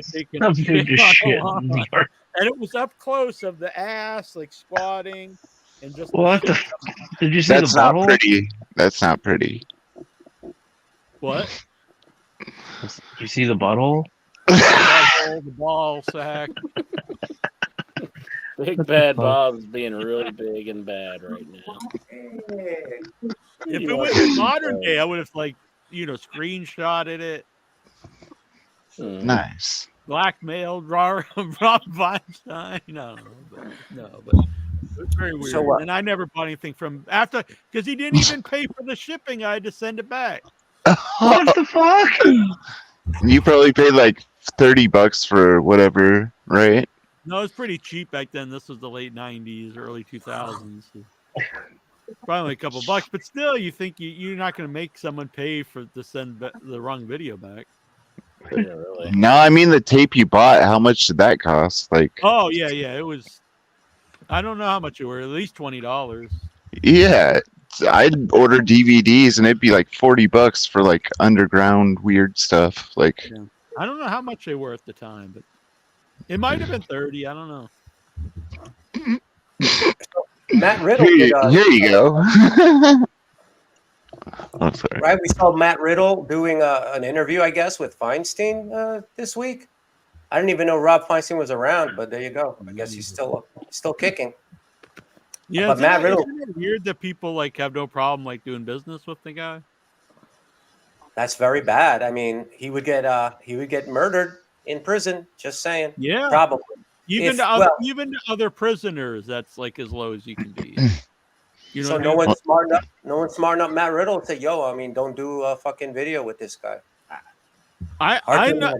I'm sure there are people who have done stuff and just had no idea, but most of them have to know, I think, and just don't care as long as they're getting paid.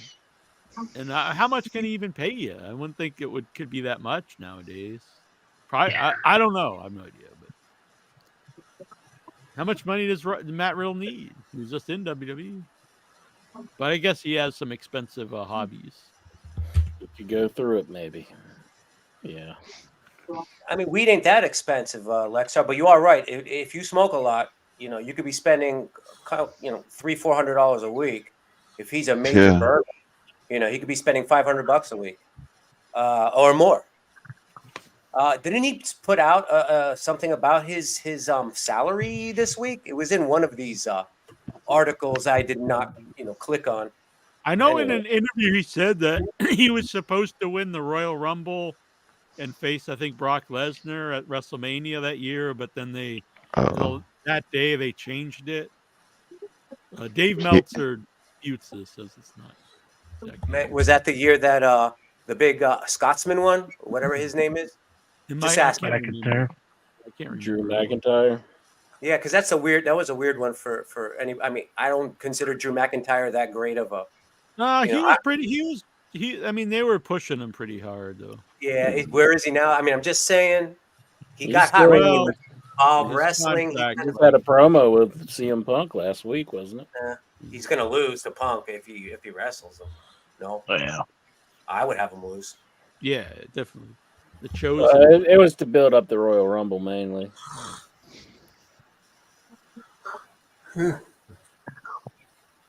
Rob missed Dateline. If anybody here in the chat does not have a Rumble number and you would like one, you can't win a prize anymore, but you can play along. So I don't think Golgo has one. Oh no, you do have a number. I stand corrected. He manned up and videoed into the show. He did. All right, let's get to these questions, Incher. Question.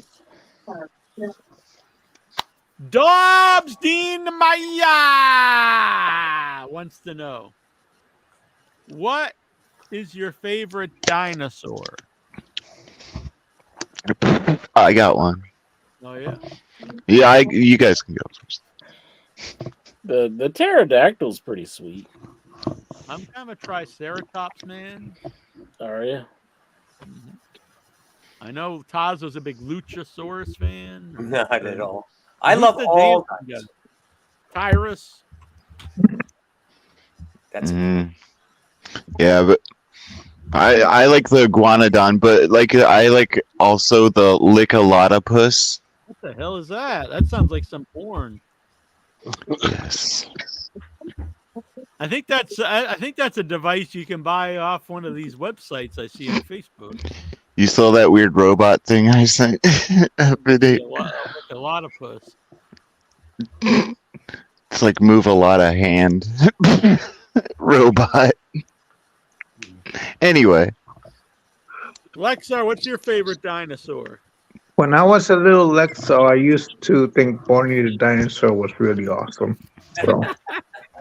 well, you're so in luck because I have Barney, and you know what? He loves you.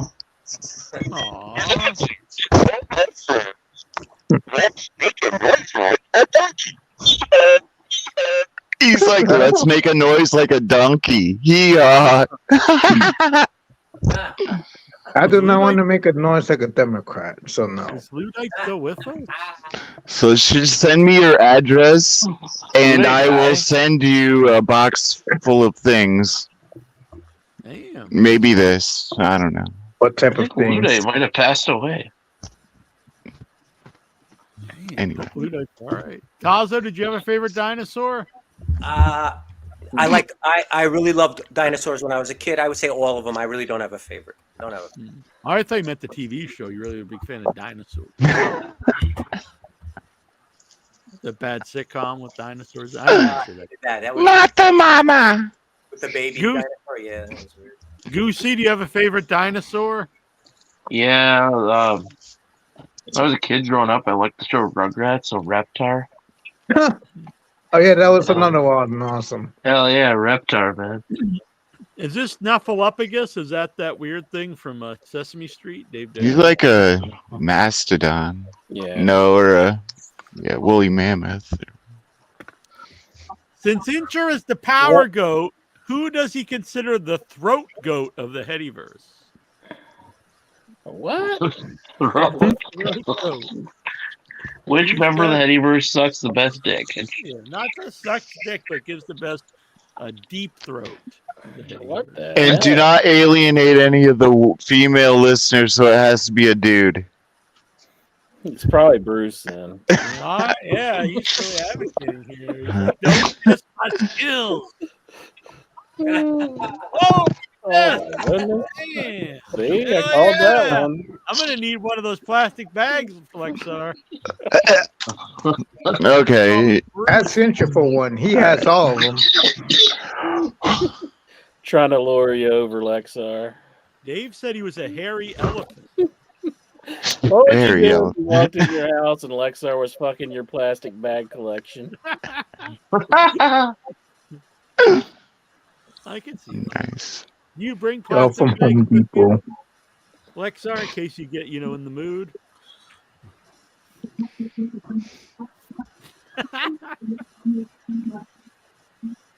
I think that should be homework for the week. Everyone does the Lexar this week. Get a plastic bag, do the feed, and we'll have a report next week. Dobbs also wants to know, my Mount Rushmore of In Your Head is OIB, the Power Goat, the Enforcer, the Headyverse, and John Howard. And definitely not that piece of shit, no talent Jack. Oh, What? Damn. That's a good so there's one dude. Yeah, it's just the incher all over the place. Fucking Dobbs is he's just horny for the inch, man. Good man. He's a good man. Needs to jump sides. Being your young boy. Being my young boy. Yeah, I think the Mount Rushmore would be me and Tyler and Buck Winchester. Clinton. Buck Winchester? That's the guy that you knew that's like rotting away in jail, isn't it? Yeah, but I don't find joy. Look, I mean, the man is paying his dues. He fell into hard times. He's paying the price for his sins, and I don't find joy that my friend, my former co-host Buck Winchester, is in the big house. Is that a real person? Yeah, that was back in I'm unclear. You know who Buck Henry is from like Saturday Night Live? Like he's like a white guy with glasses. He's like, I'm Buck Henry. Well, that narrows it down. And that's who I picture when you say white Buck guy with Winchester. Yeah. So does he look like that? No. I love Is Friday he- Night Fever. The Friday Night Fever was really good. Oh. I had the Fred Savage kind of look. I had to think of somebody. Yeah, but now he's all hard because to survive in the big house, maximum security, You've been docking with him, Jack? Is that what you saying? I don't think he's allowed that kind of visits. Oh, but to survive, you got to have protection, and so he had to join, the Aryan Brotherhood. I did a Buck Winchester Google search, image search, and all it is shotgun shells. My bad. I'm sure there's pictures up on the. Here we go. And then you got Friday Night Fever on the internet, on the YouTube. You know what? I don't think there are. I could post some. Here we go. Show you a picture. Yeah, Friday Night Fever, though. The original host is in there. Buck Winchester's in the big house, and the second host is no longer with us. Here's Cowboy Buck Winchester on There he is DeviantArt. here. Oh. Incher's rivalry. Mm-hmm. But he is the man who created the Royal Rumble contest. What? Yeah, it was his No, idea. Yes, Yes, it was he is. my idea.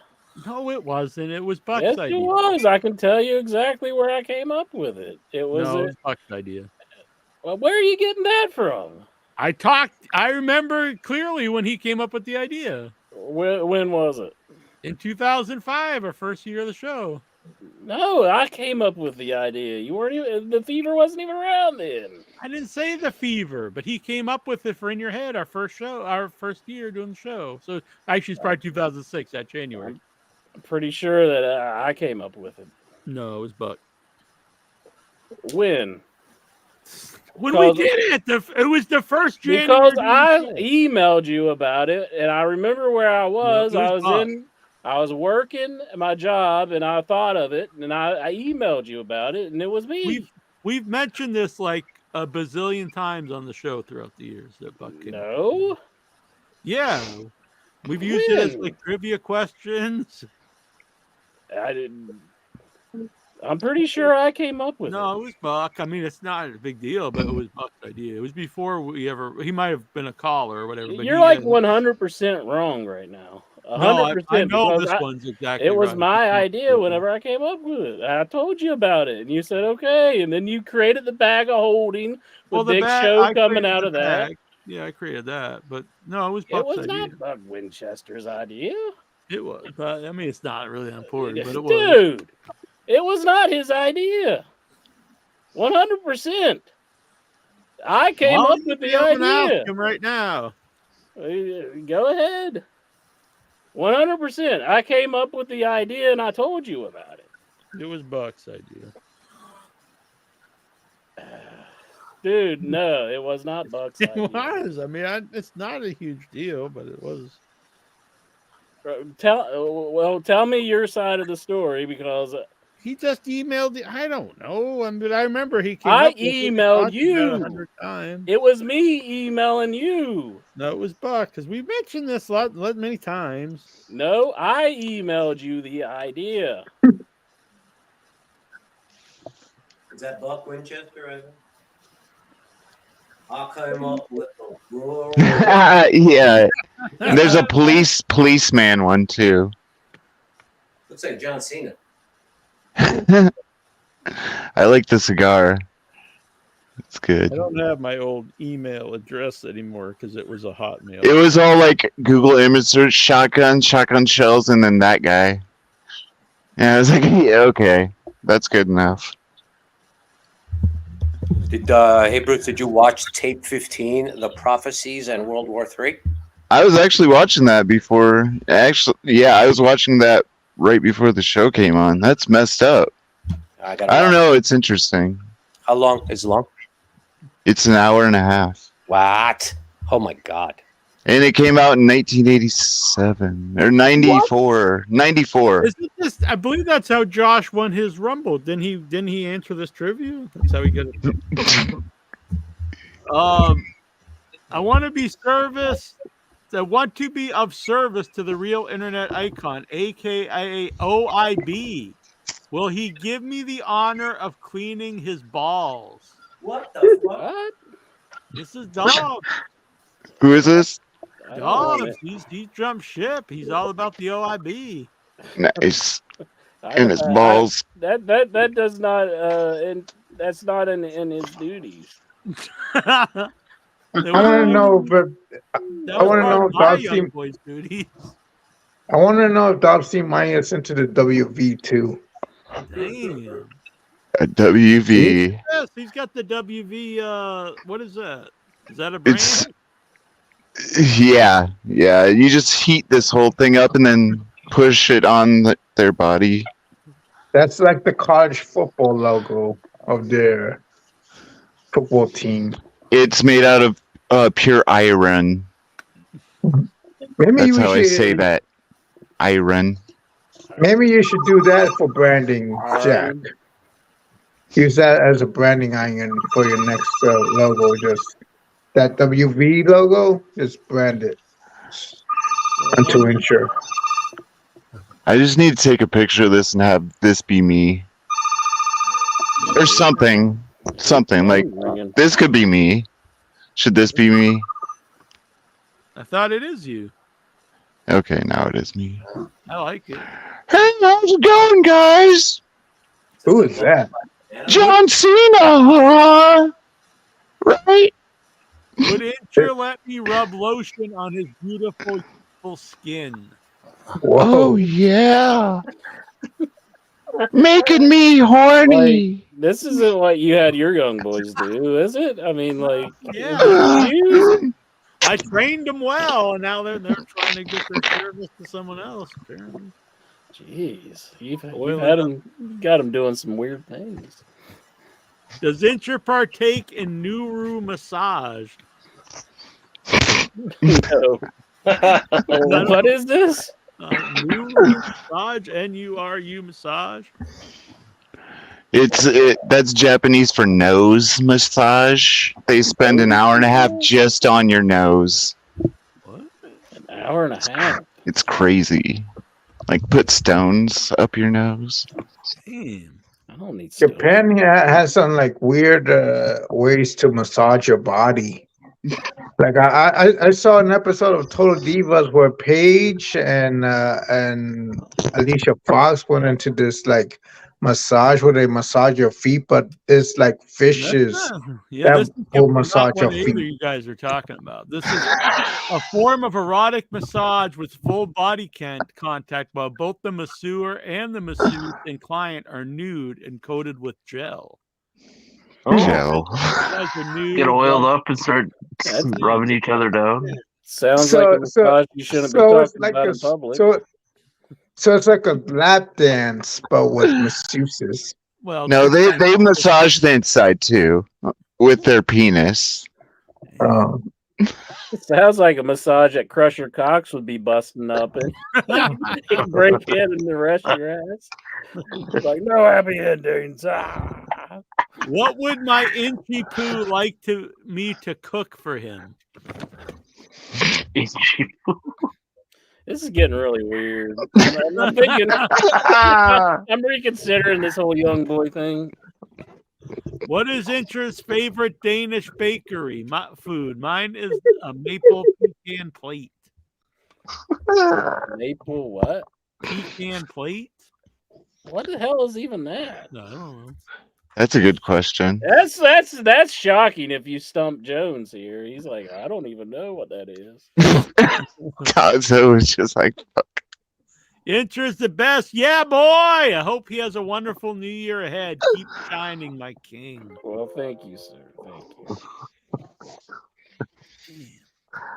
Thank you.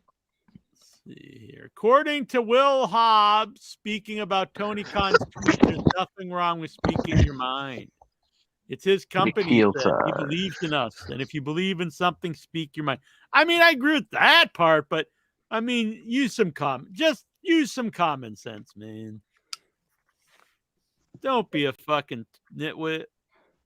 Hold your cards close to your chest. Yeah. I mean, when you get trolls after you and it's clear that any little thing gets to you, it's just going to make them much worse.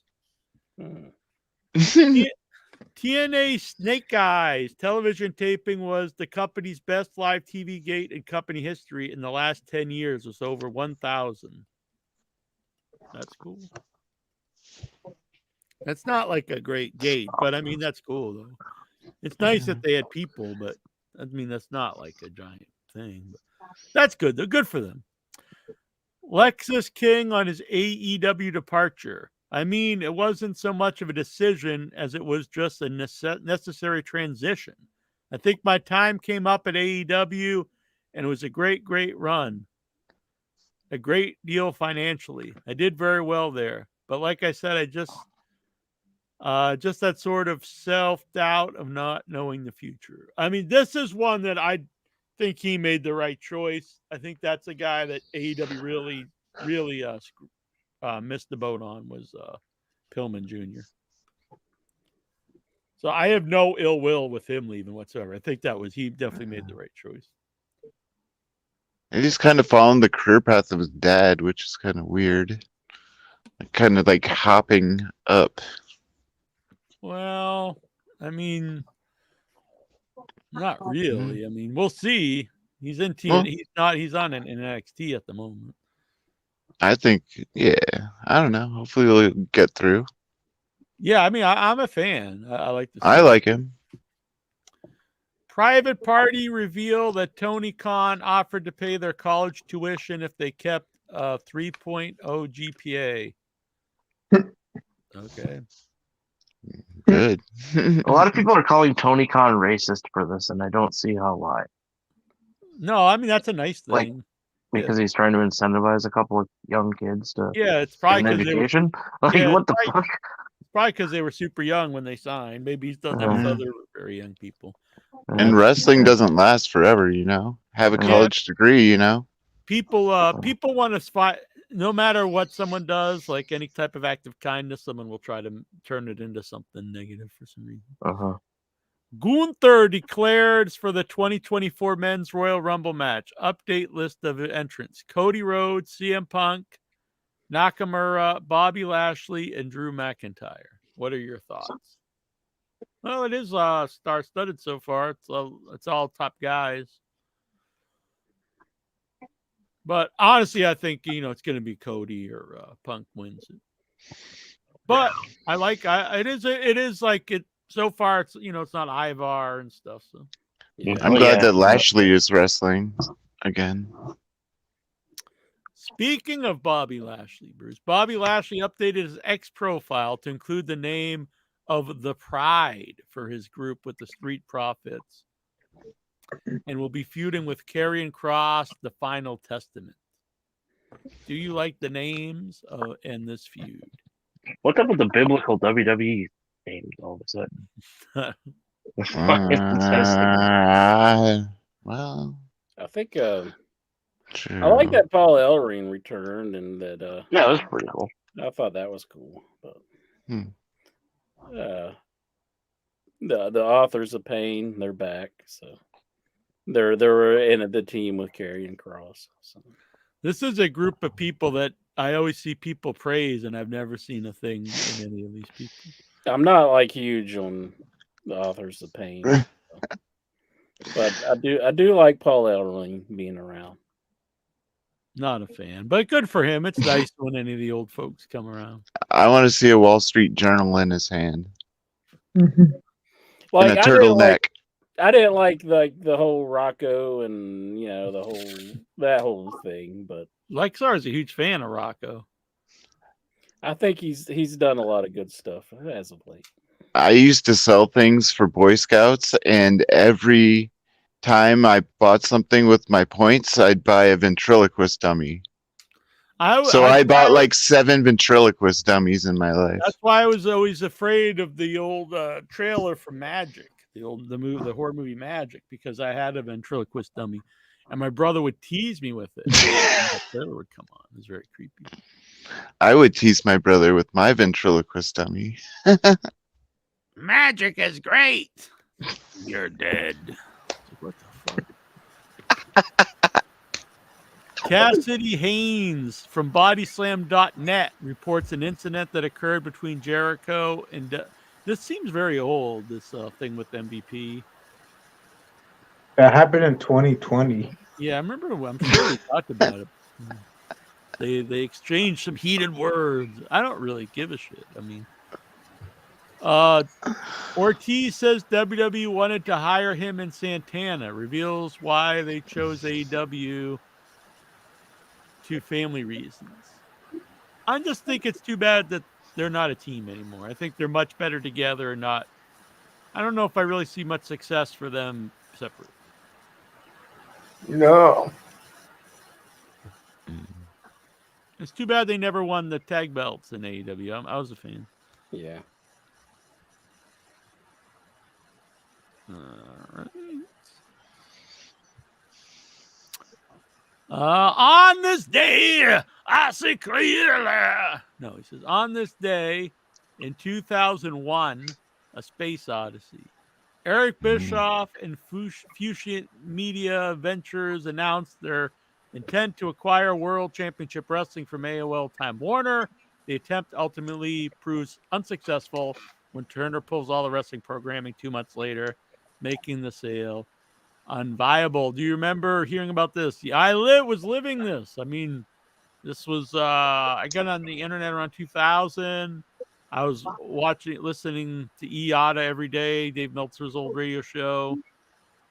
And so and I was reading all the dirt sheets then. I was getting the Observer in the mail, the Torch in the mail. Yeah, this was a black day, dark day. We went down, wrestling really died for me for a long time. Like that was the beginning of really my fandom starting to fade away, because huge fan of WCW, ECW. Then we lost them both around the same time, and the idea that WCW wouldn't be anymore is really it's really strange that it's both companies went under at the same time. Hey yo, Baylor Dre here in the chat.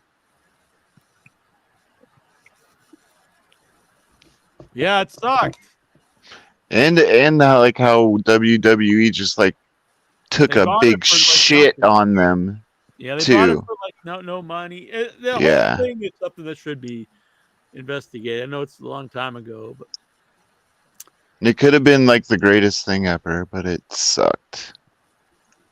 well, I don't think WWE buying WCW would ever be the greatest thing ever because No. Well, it could have been better in the many angle ways. could have been. It could have been a good Yeah. angle for a year. or two. Exactly. But But yeah, all it was- places are bad. but They're yeah, all Yeah. bad. someone owning one everything is never good. Oh. With Ridge Holland going to NXT, Sheamus injured, and Butch with Tyler Bate, is this the end of the Brawling Brutes? Yeah. Yeah, probably, because it does seem like they're setting up for like to work him into another tag team. As someone who hasn't watched WWE TV in years, I don't know if I think I've seen this as a group like one or two times. Mhm. Yeah, I think it's because Sheamus is upset, and I don't think it's gonna. I think they're done. More than likely. On this day in wrestling history, another nail in the coffin of WCW as the Sin pay-per-view ended with Road Warrior Animal being the Mystery Man. Yeah, that was pretty lame.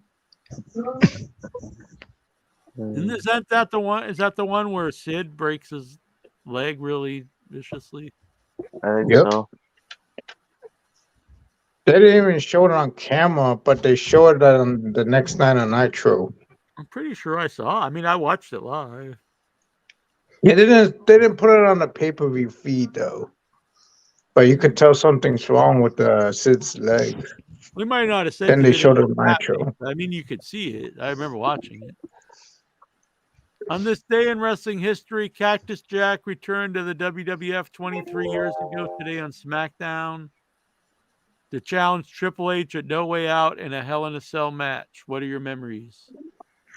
I think it was all right because after the first two Hell in the Cells, the Shawn Michaels one was great, and then they topped it with the Foley one. After that, most of them are just kind of lame because they can never top those. But I remember that one being pretty good.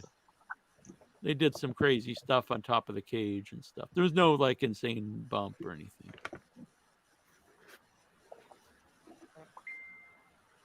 On this day, WWE 15 years ago, Ted DiBiase returned with Sim Snuka and Intra's Man Manu. Only to quickly turn on them to rejoin the faction legacy with Cody Rhodes and Randy Orton. I don't ever recall being big on Manu.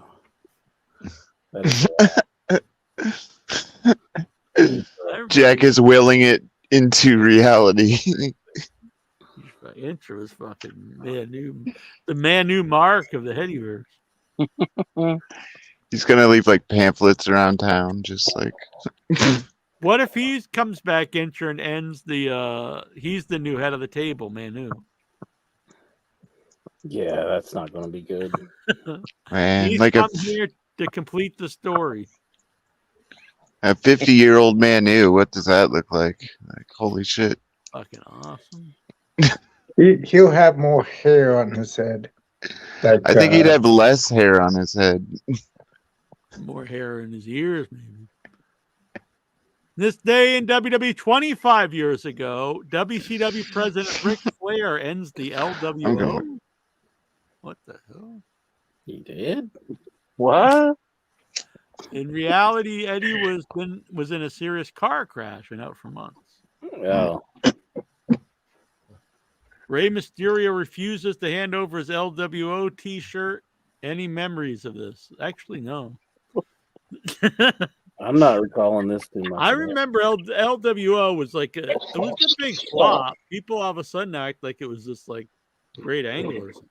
But it was something. I remember Ric Flair like yelling a lot in a suit with like really really blonde hair, like in a businessman cut, like at a lot of people around that time. So Leilani, greetings to the big family here, the bear. Well, hello, Leilani. She's watching over on the Twitch, so we're on Twitch, Whoa. YouTube, Facebook at the moment. Please follow on Twitch, subscribe on YouTube, and give us a like. Can you still post on TikTok though?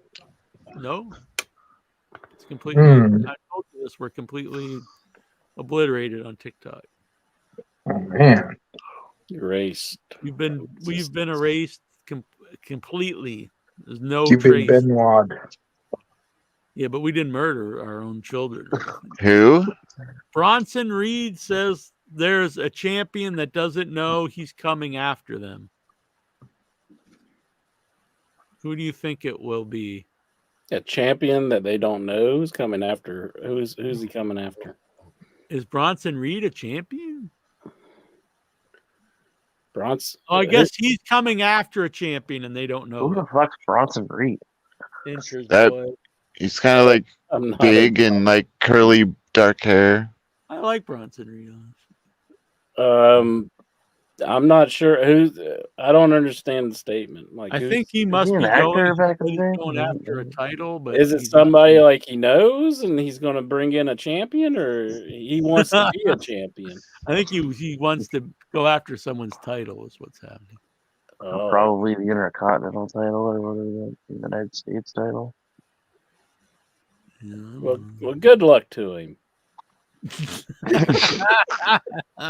the only thing I know to say to that. Why are the ROH trios belts being defended on an AEW? I agree completely. It's too. I mean, I don't say the same thing every week, but there's just way too many titles on AEW, and there's absolutely no reason to have two sets of trios titles. That's really ridiculous. Just keep the Ring of Honor belts on Ring of Honor. I understand.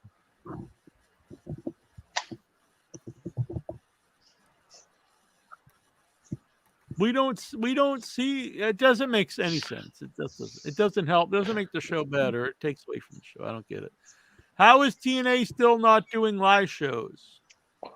I don't. Why is Edge doing pointless open challenges? I agree with this. I don't agree that he sucks. He says that he sucks. I actually think he's really motivated, but I think having him in these matches versus like nobodies, it makes no sense. It's what they did with Punk when he came in, and I think all it does is going to cool off Adam Copeland. And his matches, I think, should be saved for something, like big stuff. Not wrestling Griff Garrison and like job, and they're like long competitive matches. I don't think anyone gains anything from these. No. Is it because he's working his way back to Christian, or is it just? I guess, but I think it's just like these young guys want to wrestle him, and he wants to wrestle these young guys, which that's nice, but like it's not. It doesn't make for good TV, honestly. Well, Edge's story. It's like the WrestleMania. I always wanted to wrestle Hulk Hogan in WrestleMania 19. Well, no, he's like, I went to WrestleMania 19 and blah, blah, so whatever. Yeah. Well, I don't know. He needs some better young boys because like my young boy wants to give me a new massage. Yeah. New massage, yeah.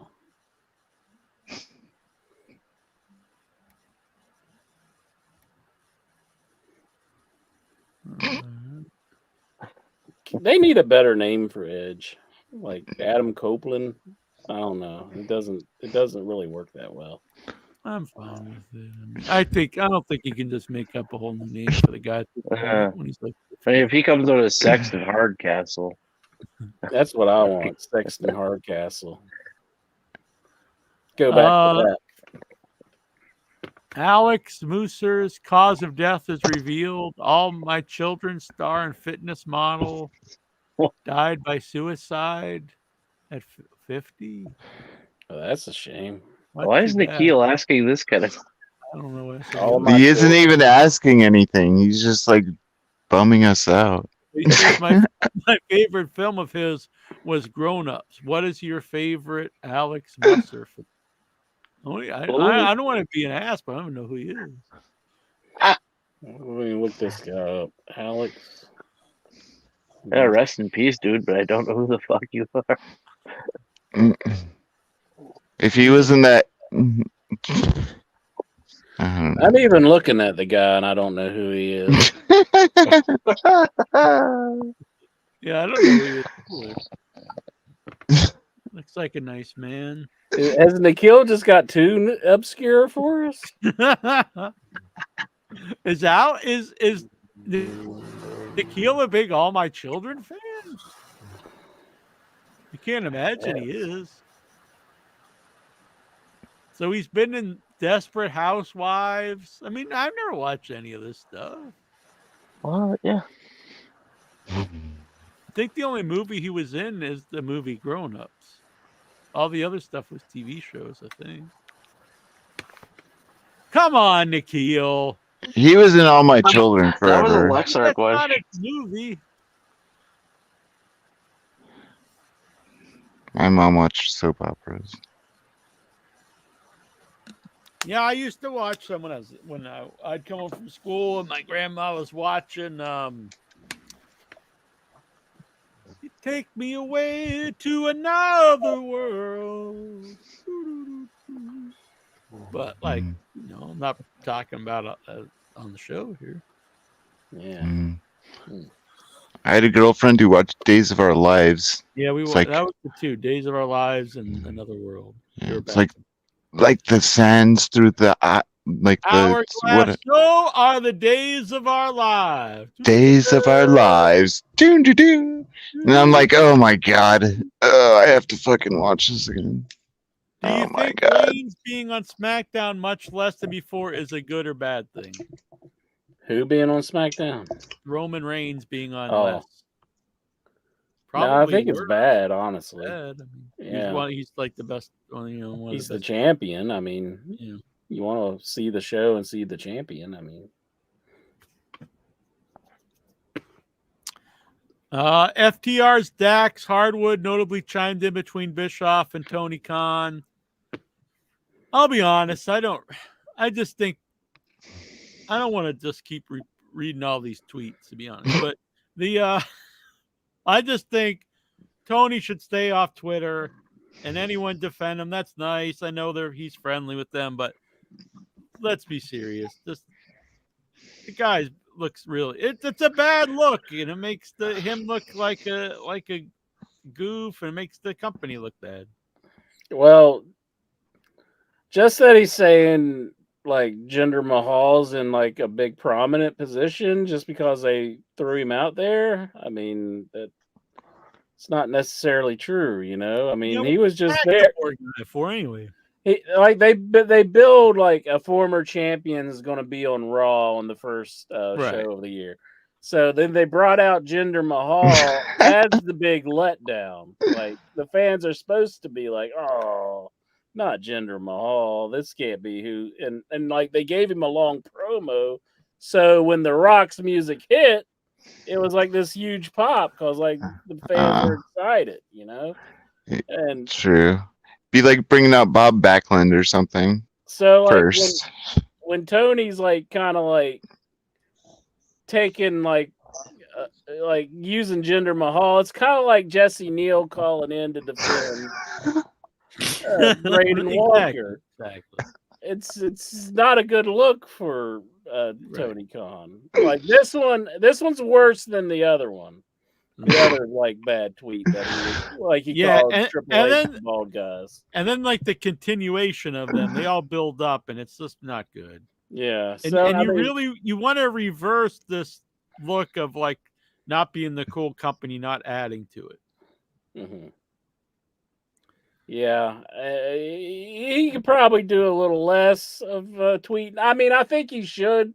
I think it's good that the CEO of the company wants to interact with like people on Twitter, as far as like fans or whatnot. You should really stick to the people who like the show and talk to them.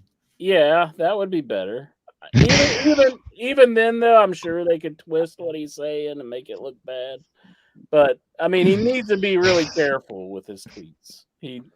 I think it's nice that he wants to participate on Twitter and be accessible, but he does need to be careful with what he says. Mighty Lex, our Nick Namath and Matt Cardona are going to wrestle each other at a GCW show. Are you intrigued? Nope. They're gonna get their spray tan all over each other. Are you pumped, Incher? I mean, it'll be a good match, but I can't really say I'm interested. I'm not really interested in either guy, to be honest. Yeah. I like it, Dolph Ziggler, but Nick Namath, but sorry. I thought it would be cool if Nick Namath came into AEW, but I guess I did. I guess that's they have their. You don't want to be just the all has been company. Well, I think the fans were expecting to see Dolph in a different light, and I think the ship sailed on that. So if it would have been 5 years ago, maybe, but I don't know. I don't know. And then poor Briscoe, they stuck him in with the fucking nothing happening, career killing Hardy Boys, as that's going to be a new trio. I was like, come on. Yeah, I seen that match. I think Mark he'll work with it, and I think Matt he'll work with it. But why you have something? The people really want to be behind him. You could actually do something important with them, not stick them with these completely washed. I mean, I wouldn't have done it myself, but I know Mark can probably work with it. And I think Matt's very in tune with how he's being perceived, and I think he'll adjust some of his act. I don't think he can. He's just too washed up. He can barely move.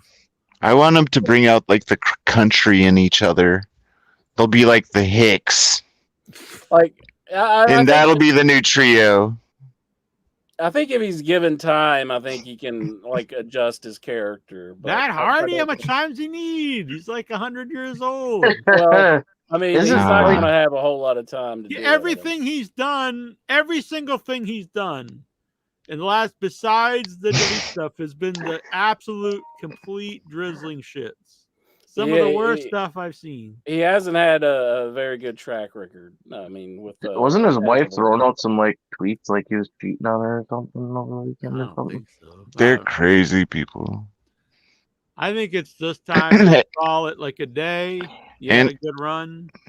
His podcast is the most boring fucking thing in the world. The other dude's hey, Matt, so how's it going? And he's some sportscaster type guy that they're make Matt interesting. He's oh, yeah, Matt. And Matt's well, yeah, I do remember that. That was pretty incredible, wasn't it? And yeah, and then he farts and his kid runs in the room and it's boring as shit. He farts.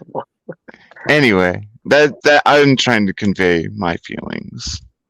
Tony Khan has been interested in having a women's tag championship. No, for the love of God, no. Oh man, you don't have enough women to have two singles titles. You don't have enough women to have two sets of singles titles. Three sets with Ring of Honor. Have challenges for all them. Then have a tag division where you're gonna have two of them as champs, and then a tag division. It's you don't have the roster of a female roster for this. You're just gonna have. That's one of the worst segments on AEW is when they have either very green or not over women. It's always death to the crowd. I do not hate women's wrestling. I think they have a core group of actually very good women's wrestlers there. But they should focus on that and not have matches just for the sake of having more women on the show when it's people that no one cares about. Or probably shouldn't even, some of them shouldn't even be on TV yet. They're too green.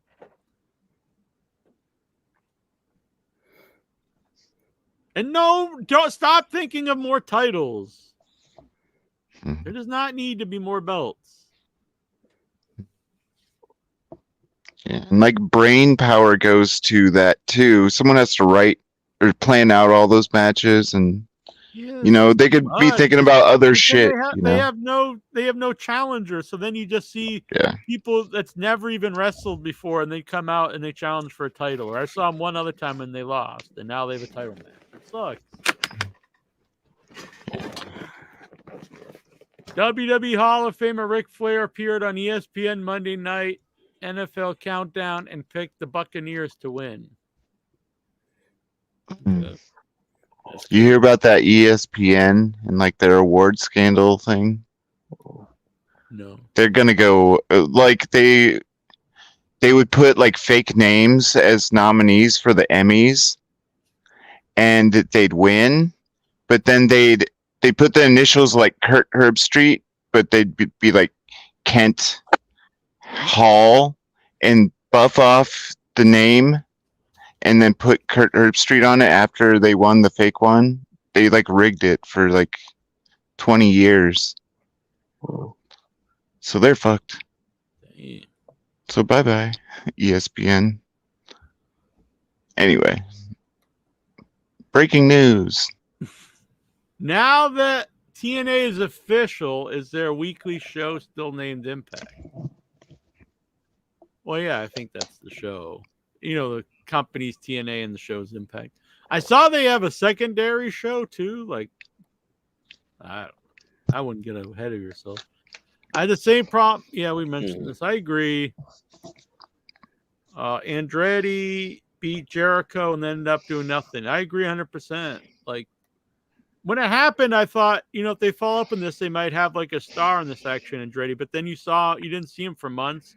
Then he just pops up again like he's just some guy. And it's like it was completely pointless. And they did that kind of with El Hijo del Vikingo with Omega. Yeah, that's a guy that they really should have protected because he's like he's special in the ring, but he's already just basically just a guy now. Yeah.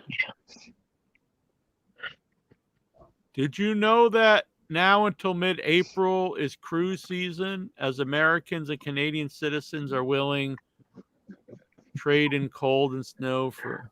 What the fuck is this guy? Fuck. Is this like an ad for like a cruise line or something? Is he just copying like spam from a cruise line? Yes. I'm ready for the Blackpool Combat Club to disband. Oh, I actually like them. I like that group. Moxley and Danielson are finding their own. I mean, not a lot of these guys are, but I like the group personally. I'm not reading this stuff about. I'm not reading stuff about. Are you intrigued that it's cruise season? You want to go on a cruise, and sure. Not even the Bruise cruise, just like a cruise. Like a lot of that information about MVP punching Chris Jericho on the cruise. That's been making the rounds as of late, but it's like old news. Like, why is that all brought up? We talked about this 10 minutes ago. Yeah, I just don't understand why they're bringing it up, though. Yeah, I don't know. We talked about it at the time in 2020, and then all of a sudden, I think it was just people were really just trying to throw all this stuff out about Jericho when the accusations came out. And they're like, let's throw this out there now, too. I was happy to see the crowd was into Jericho this week. Yeah, that was good. That whole thing was just crazy. It was just like if you're going to throw out an accusation that somebody's like Harvey Weinstein, it's like don't just like hold that over their head for like until you want to like break it out on them. You know, it was just weird, and there wasn't even anything to it. Then the guy said he just doesn't like Chris Jericho. Yeah, it's messed up. You can't. It's like you can't like report something like that.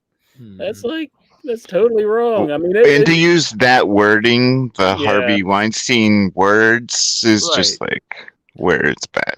I mean, it totally destroyed the pay-per-view match. Everybody was off. I mean, it almost destroyed his career. You know, the rest of his career.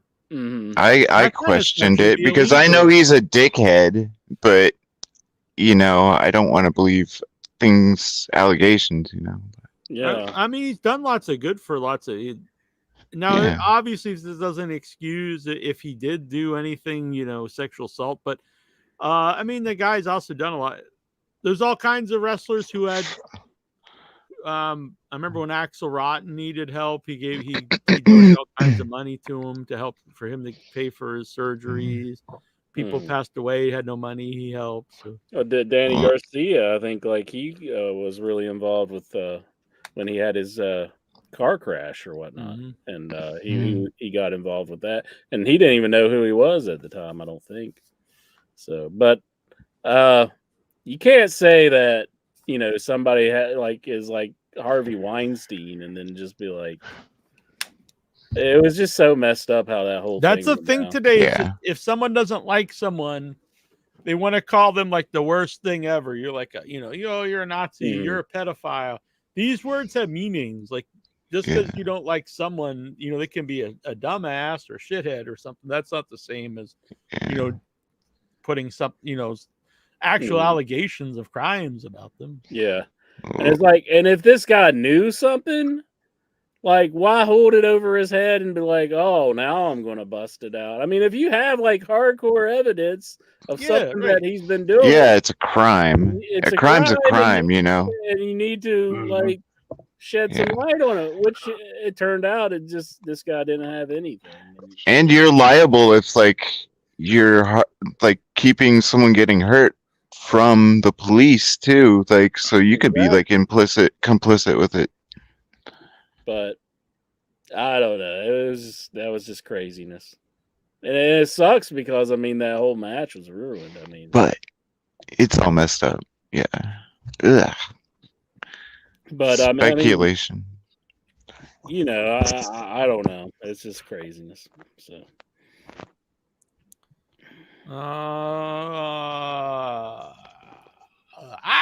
How did Bruce's ghost deal with the sub-zero temperatures in Iowa, and did he vote?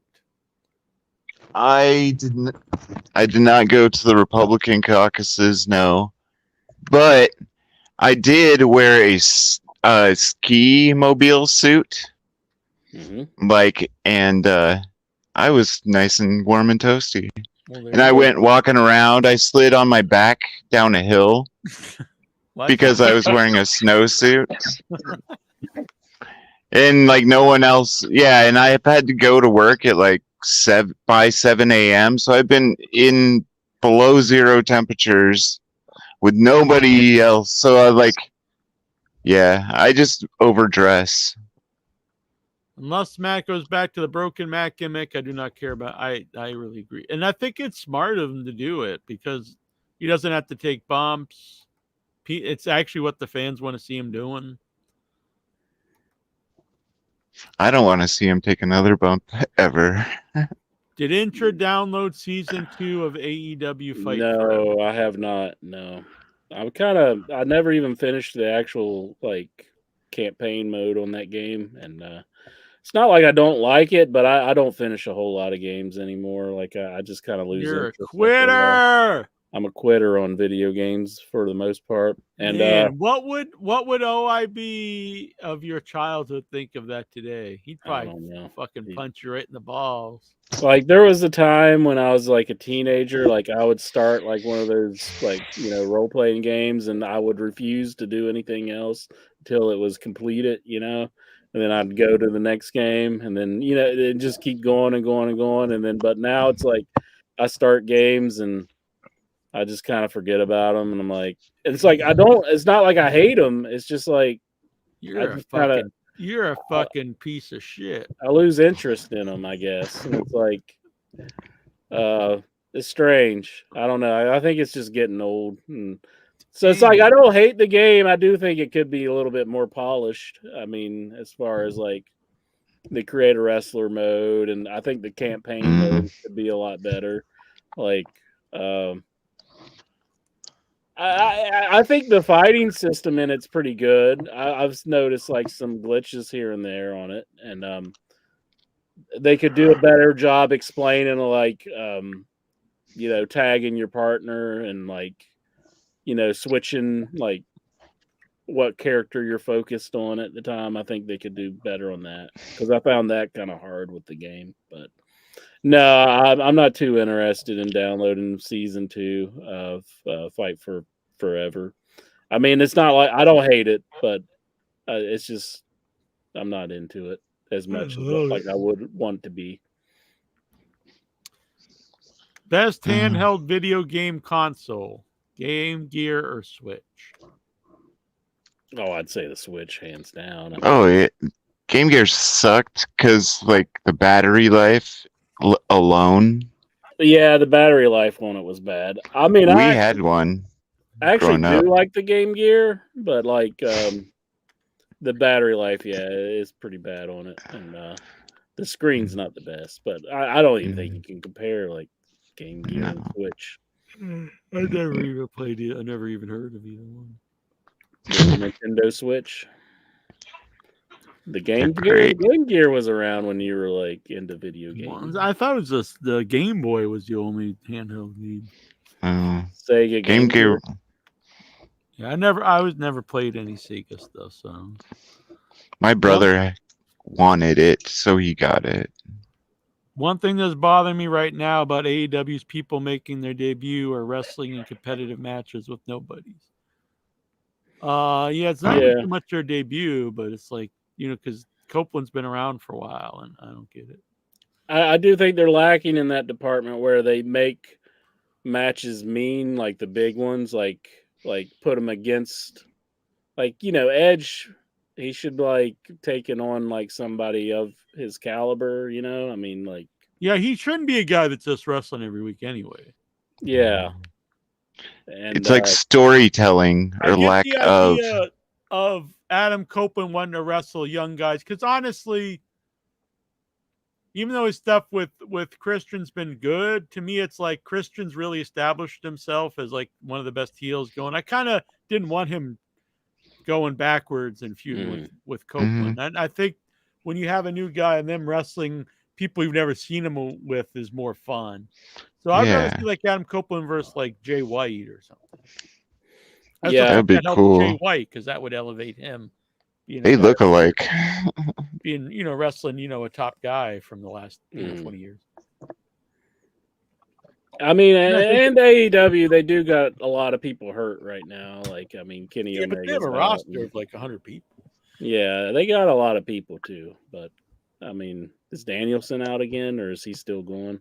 I know he had the eye thing. Miro? They did this angle, and is Miro ever on? Yeah, they need to work him in and into the main event picture. I mean, and if he won't do anything, I love Miro, but just fire him. I mean, if he's not going to ever do anything, unless he's just vetoing all the ideas. I mean, I know.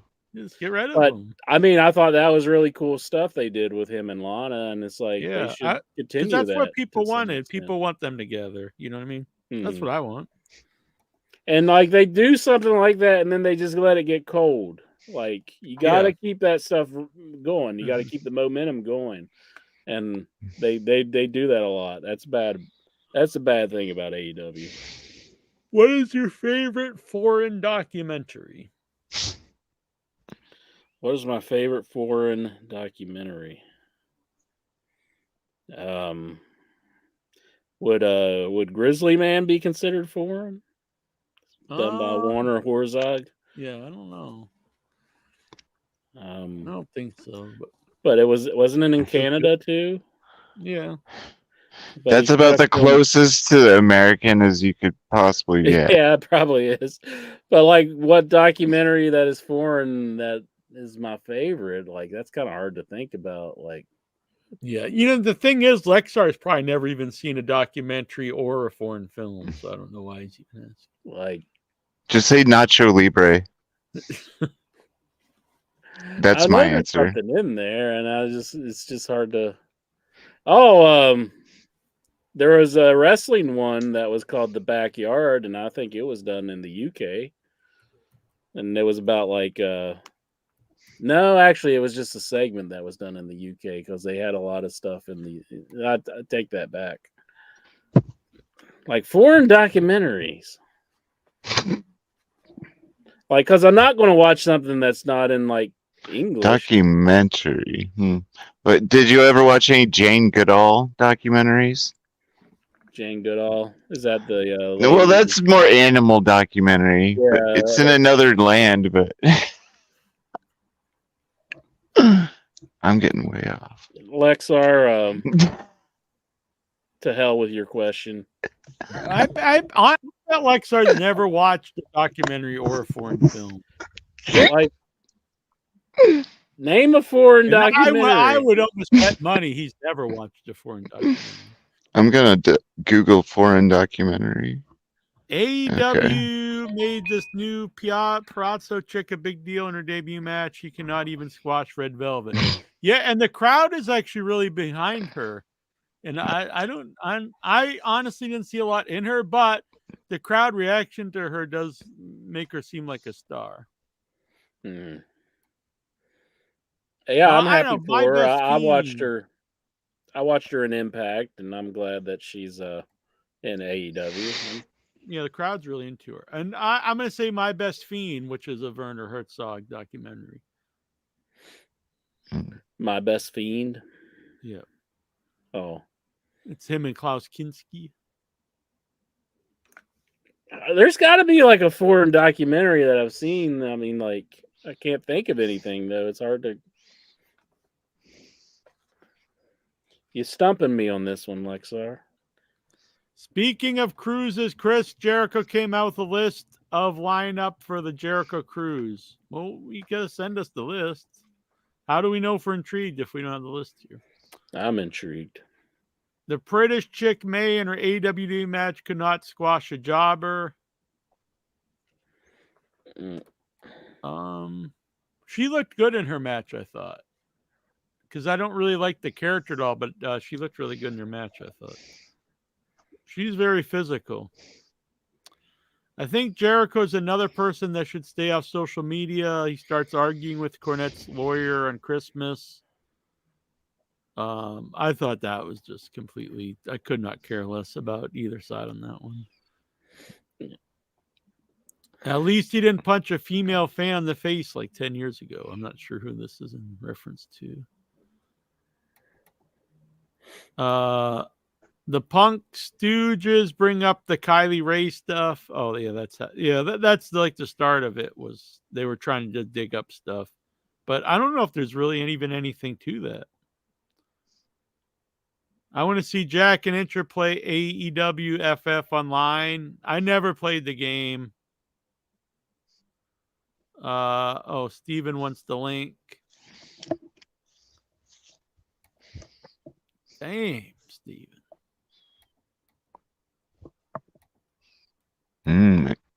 11:11. Yeah, it's after midnight. Where I'm at. Saraya is still known as Paige. No, she isn't. She's known as Saraya. Here's scissors to cut like the wires when you break your jaw. Dang. Like if you're like choking on food, like they're like, cut your jaw, the wires so you don't die. We'll give you these. So these are my souvenir from breaking my jaw. Damn. On riding my bicycle. Did they use those scissors? I did. Do you use them for anything now? Yeah, I cut one pube off at a time. Oh, damn. Now I just look at them. One pube on, one pube off. Hi, Steven. Steven Boutlars! On the late night Raw report. Yes, I'm a bit late. Yeah, you and the missus were doing the deed. On the street. No, just kind of. You can tell I'm kind of. Yeah, she wore you out.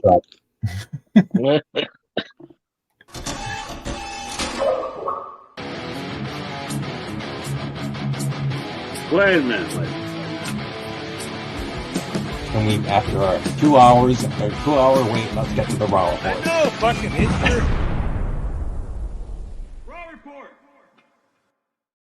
I know, fucking Incher. That guy's rocks. All right.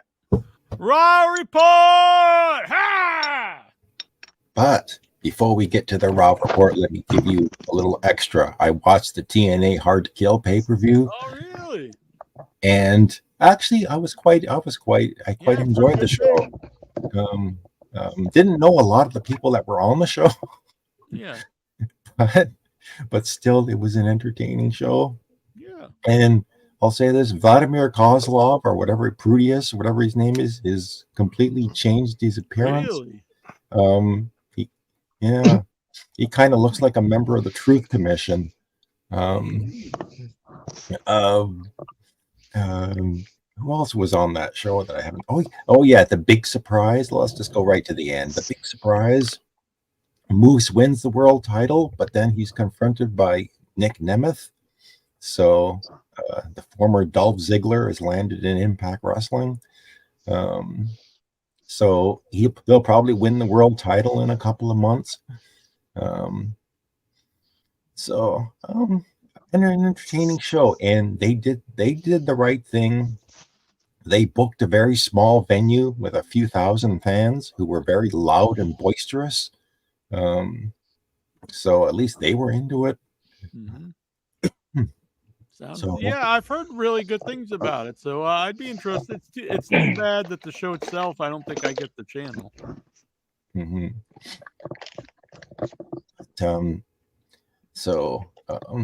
Yeah, if you want to see you can probably find the highlights online. But let's get to the Raw report. So we get Monday Night Raw coming to you from Little Rock, Arkansas. And yeah, so we get Incher's favorite wrestler, Cody Rhodes, comes out, and he does the usual stuff, and Cody comes out, gets in the ring. So Little Rock, what do you want to talk about? And this time, the Little Rock, is that like a midget version of the Rock? Oh, in Arkansas. In Arkansas, right?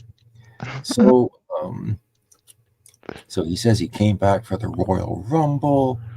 He gets about a few sentences in when Drew McIntyre's music hits, and this was kind of nice. I mean, Drew comes down to the ring, and this was kind of like the cute Drew McIntyre, kind of smirking and smiling at Cody Rhodes. He asked Cody, "What do you want to talk about?" And he says, "Cody, since you've been back, you haven't had a chance to catch up. You know, we grew up together in WWE. We're the same age.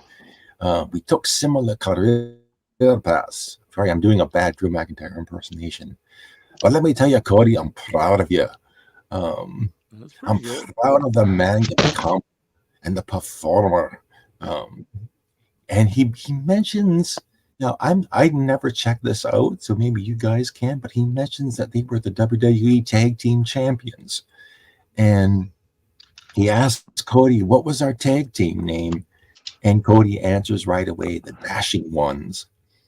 And I have no Yeah, it's the bag face. It's when he was giving out the bags, I think. Oh, when he gave out the bags.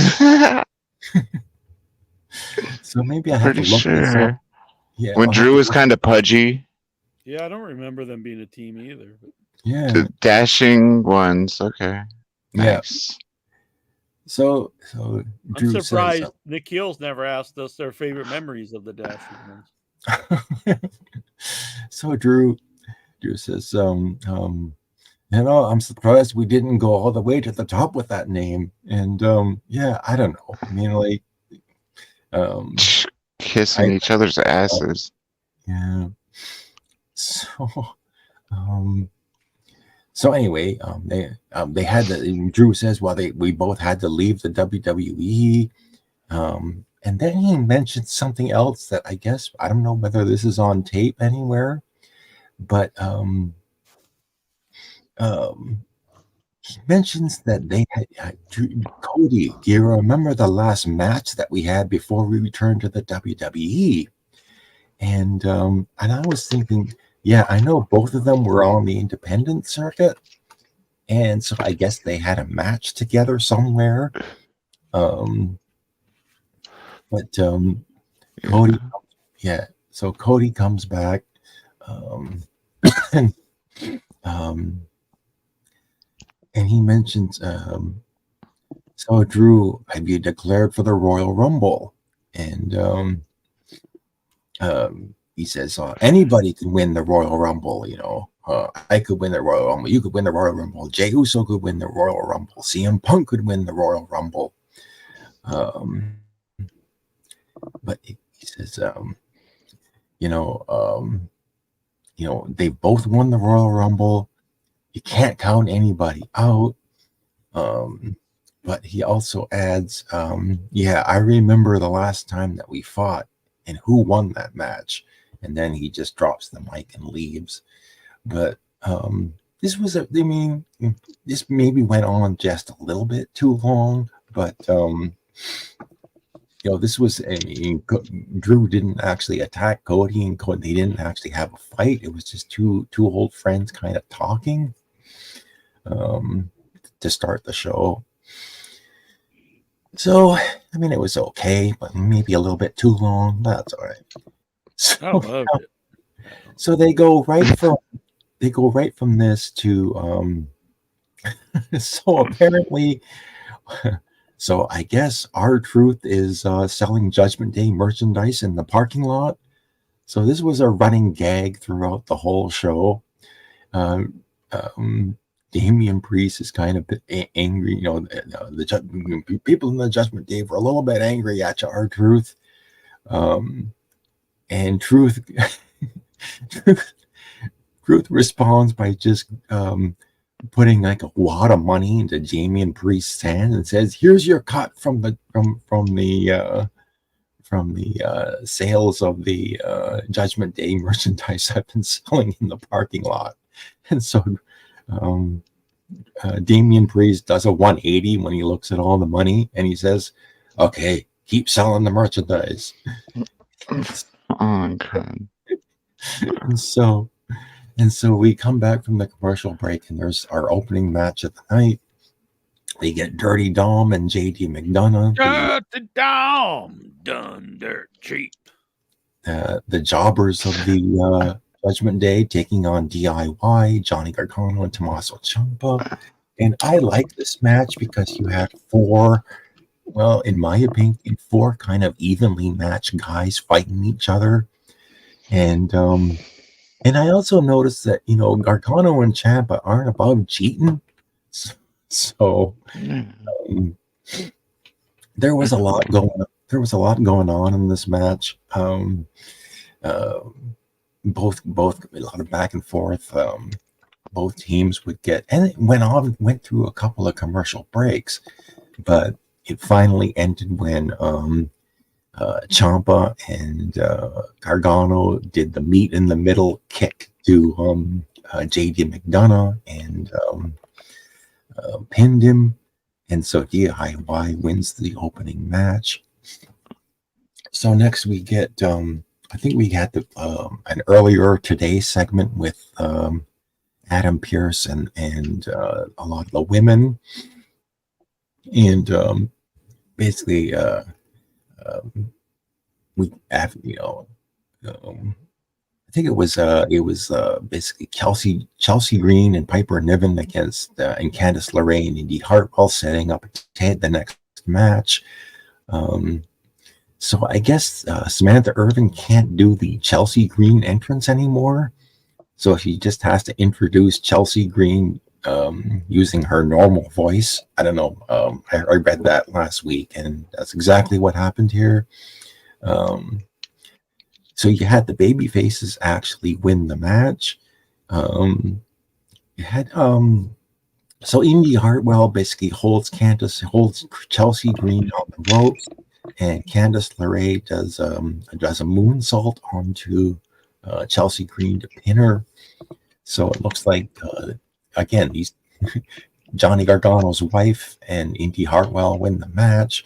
But one thing I'll say about these women's matches, they were just kind of filler. I really wasn't into either one of these matches, and then we'll get to the other one later on. So next up, we get well, it looks like that Gunther is back in. Gunther! So he's going to come out later on, but before he comes out, we get another backstage segment with the Judgment Day, and this is where you have Finn Balor, Dominic Mysterio, Dirty Dom, and Rhea Ripley, and so they're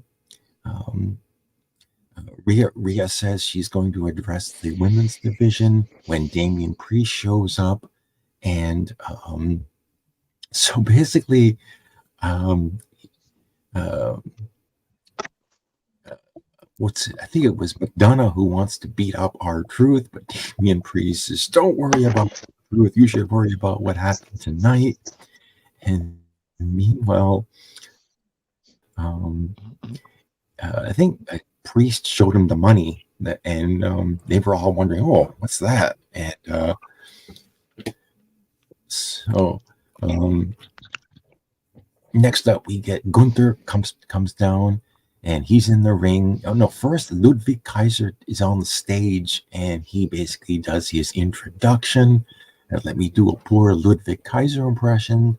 Ladies and gentlemen, I demand all your gratitude for the return of the Intercontinental Heavyweight Champion, Gunther, the Ring General Gunther. So Gunther comes out. They get into the ring, and Gunther basically says, last week on Raw, they show Kaiser kicking Kofi in the head, and Gunther says, "Well done."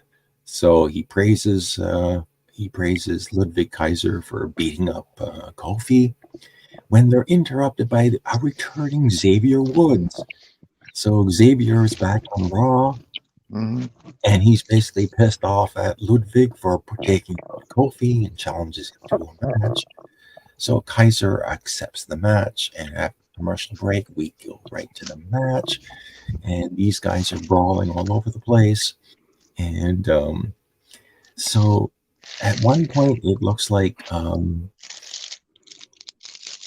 Kaiser is drops Xavier on the ring stairs, and it's gonna do the same thing, kicking him, but Woods gets out of the way, and he basically grabs the office chair and throws Kaiser and hits him, and the referee disqualifies Xavier. So the winner by disqualification is Ludwig, but they keep brawling, and at some point, Xavier Woods got busted in the mouth because the camera zooms in on his face, and you just see this blood dripping out of Xavier Woods' mouth.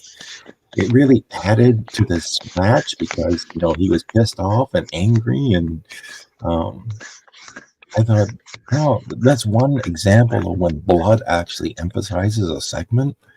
But shit. Well,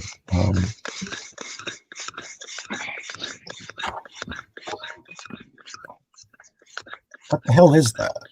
It's a balloon. Oh, Nothing. I thought you were. Whoa.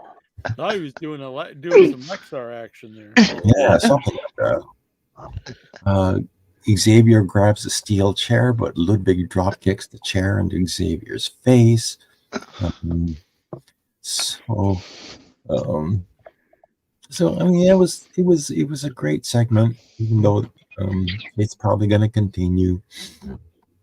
We get a backstage segment with Bronson Reed, who threatens somebody with a title. We get the returning Mr. Charisma Byron Saxton comes up to Xavier, and as he's interviewing Xavier, Ludwig attacks him again. But this time it's Jey Uso who breaks it up, and so it looks like maybe Jay's gonna insert himself as Xavier's new tag team partner. So we get so next up after the commercial break we get Akira Tozawa with Maxine taking on Ivar with Valhalla, and right away you think that Ivar is just gonna squash Tozawa, but surprisingly after a few minutes of action, Maxine gets on the ring apron, distracts Ivar, and Tozawa just rolls up this big guy and pinned him. So Tozawa gets the quick win, but then Valhalla is pissed off, so she attacks Maxine and takes her out, and Ivar then attacks Tozawa and does the moonsault and squashes Tozawa after the match. So, surprisingly, surprisingly, Akira Tozawa won a match. There's a surprise for you. Oh yeah, that's Jack's favorite, Akira Tozawa. Oh yeah, I'm a fan. I don't know why Incher hates Asians so much. So back from the commercial break. So we get a commercial. After the commercial break, we get a backstage segment where Chad Gable is trying to say, "Oh, good job to Tozawa for winning the match," and basically Ivy Nile comes up and basically says she's going to get revenge on Valhalla for the attack on Maxine.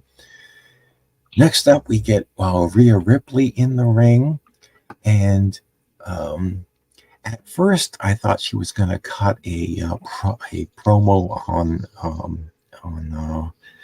Nia Jax, because she mentions Nia Jax. And at the beginning of this, by the way, the crowd is giving Rhea a huge bomby chant, a huge baby face response. Mm-hmm. And even when the music hits and Becky Lynch comes out, I thought, they're not, the crowd's not getting into Becky. I mean, let's just put it that way. These two had a segment where they're just walking around in circles in the ring, and Becky is talking. The crowd really wasn't into Becky. I didn't think, So Becky talks. Here we are, two very different people on two very different people on two very similar journeys.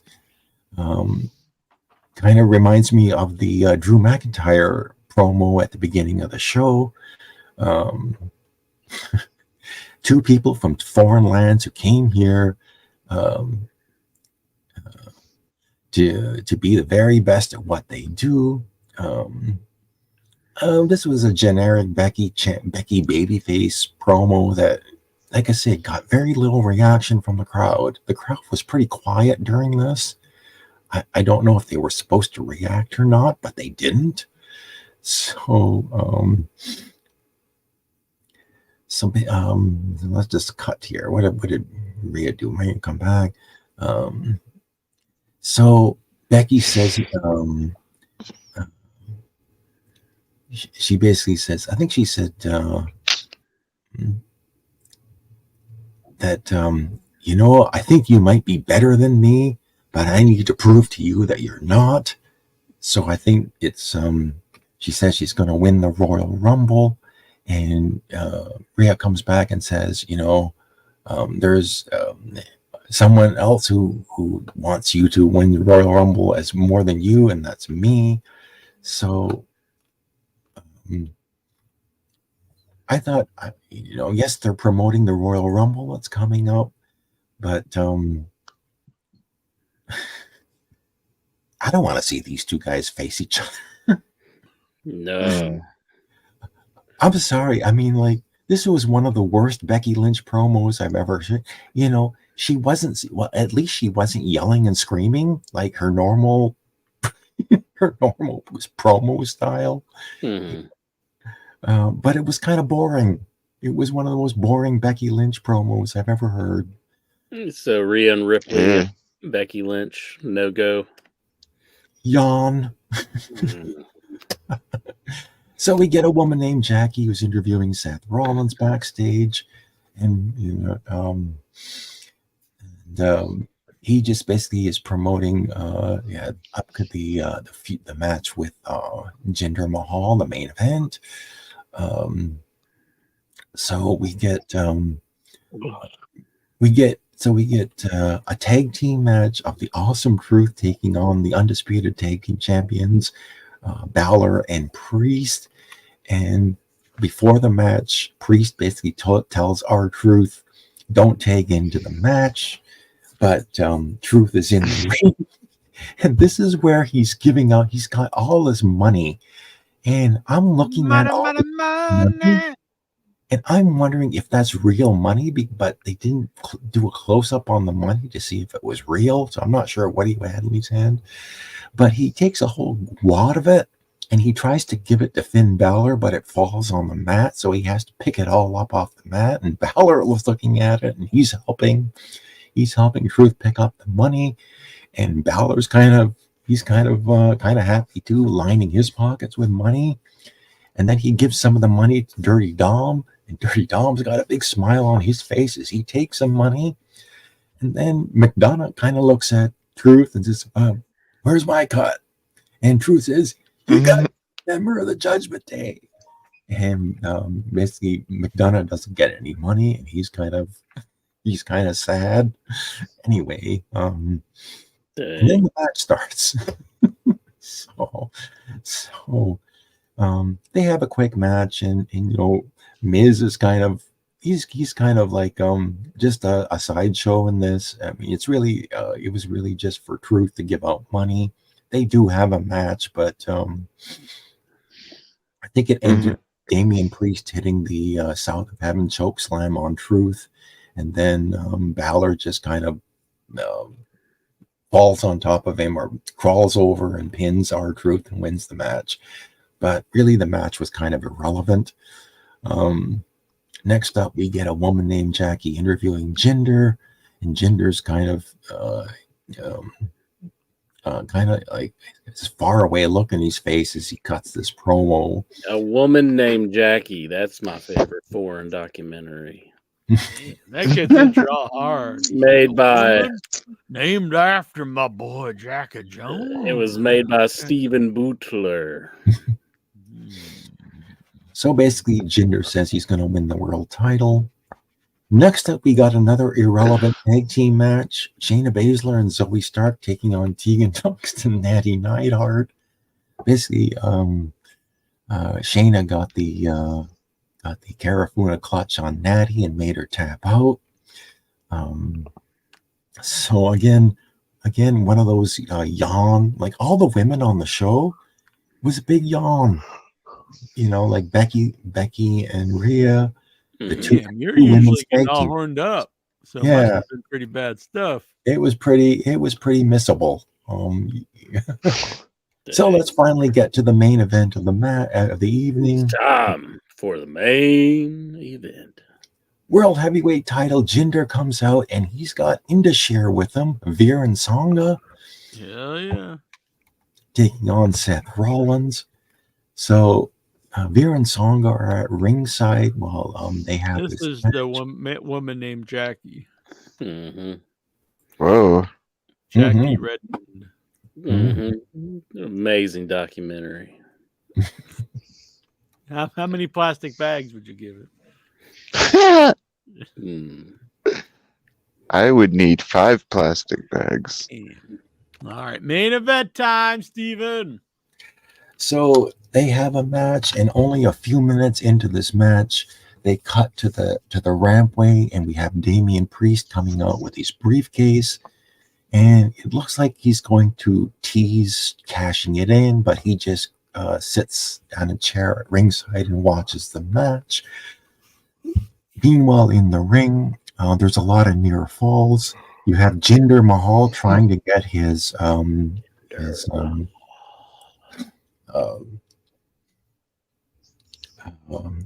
what's that? What's his finishing move? It's the $1 Million Man's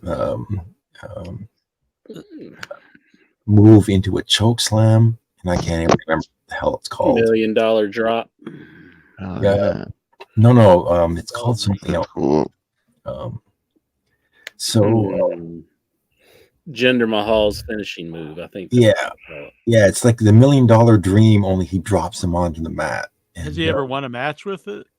Oh yeah, back when he was the WWE champion, he beat Randy Orton. Jeez. Yeah. So this is a long time ago. Jinder Mahal's a big deal, Jack. I don't know if you know. I'm gonna go tweet the Tony Khan. Yeah. So we get, like I said, a lot of near falls, cross body blocks. We get Indus interfering in the match behind the referee's back. We get Rollins hitting a nice springboard senton. That's nice.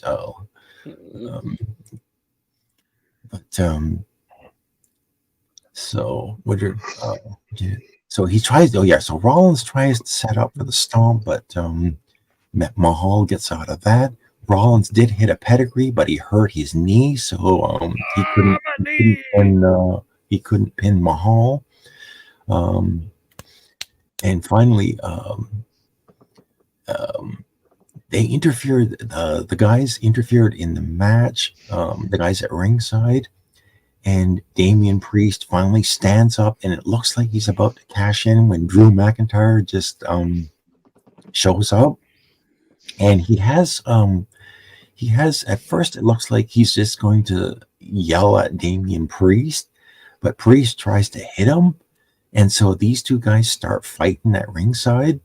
And they just brawl all the way up to the ramp and disappear.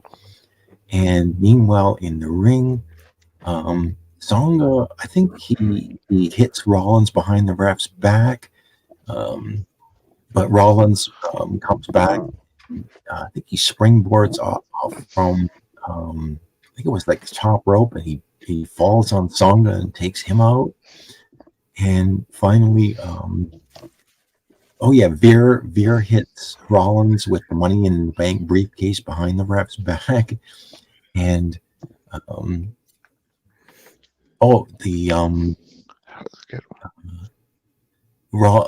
Mahal tries to hit his move behind, and he hits his finishing move, whatever it's called.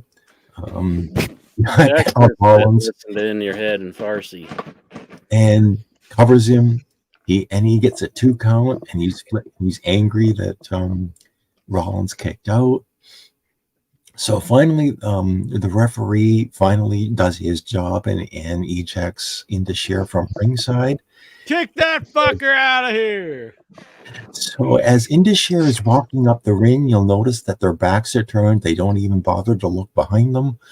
And Mahal tries to go for the Colossus. That's what it's called. That's it. Yeah, it's the $1 Million Dream into a slam, and he tries to hit the Colossus on Rollins, but Rollins gets out of it, and he does get the stomp on Mahal and pin him, and he retains the title. And this was Mahal was never going to win the world title, and it's good that they didn't save it for a pay-per-view. They just tell me Mahal didn't win. I had all my money bet on Mahal. Well, I thought maybe for a fleeting moment that all the pinball money on it. That you have Damian Priest with his briefcase that at any time he could cash it in the title, but I think they're saving Rollins versus Punk for a title match, so they're not going to take the title off Rollins between now and then. So next week we're going to get heel versus heel. We're going to get Damian Priest versus Drew McIntyre. CM Punk is coming back next week. I'm not sure if they advertised anything else for next week, but this was okay. Like I said, the women's segments were forgettable. So other than that, it was a decent Raw. So I'll give it. You know what? Yeah. Right now, we're on the road to WrestleMania. So I'm glad I was able to come in and tell you. Sorry I wasn't on last week, but I was otherwise. So that was your Monday Night Raw report. It's past my bedtime, unfortunately, so I can't stay on for the rest of the questions. Good night, Steven. I gotta say, good night, all. Good night, Steven. Good man. Good lad. He's good. He comes in, does the ride. USA. I don't give a shit what you talked about before or after. I'm just fucking coming in, boom, Raw report, and getting the fuck out. Raw report and done. Hell out of Dodge. He threw us our cab money and he said, "Get the hell out of here." Exactly. By the way, starting tonight until for the next about a month here, anyone who super chats $5 or more to help out for the cost, not only will you get your name in the thank you credits, you will get a Valentine's Day card from Jackie Jones in February. Valentine's Day. Hell yeah. So if you want Jackie Jones as your Valentine, do it up. But I do want everyone to know that my one true Valentine will always be the OIB. Boyaka 619. All right, let's get over here. Where the hell were we? I think I we don't did know. Nikhil's, we did Dobbs. Dobbs were weird. I hope Dobbs isn't started doing like drugs or something. It's very possible. I put him in one of my videos that I'm gonna, that I made. That probably could lead someone to drugs. Toxic Avenger and his girlfriend are in it, and the Fly where he barfs on the donut are in it, and Dobbs and Elvis. So it's really fucked up. Check it out after the show. The creator of the Toxic Avenger, Lloyd Kaufman, is in my feature film, the Once in Futures. Nice.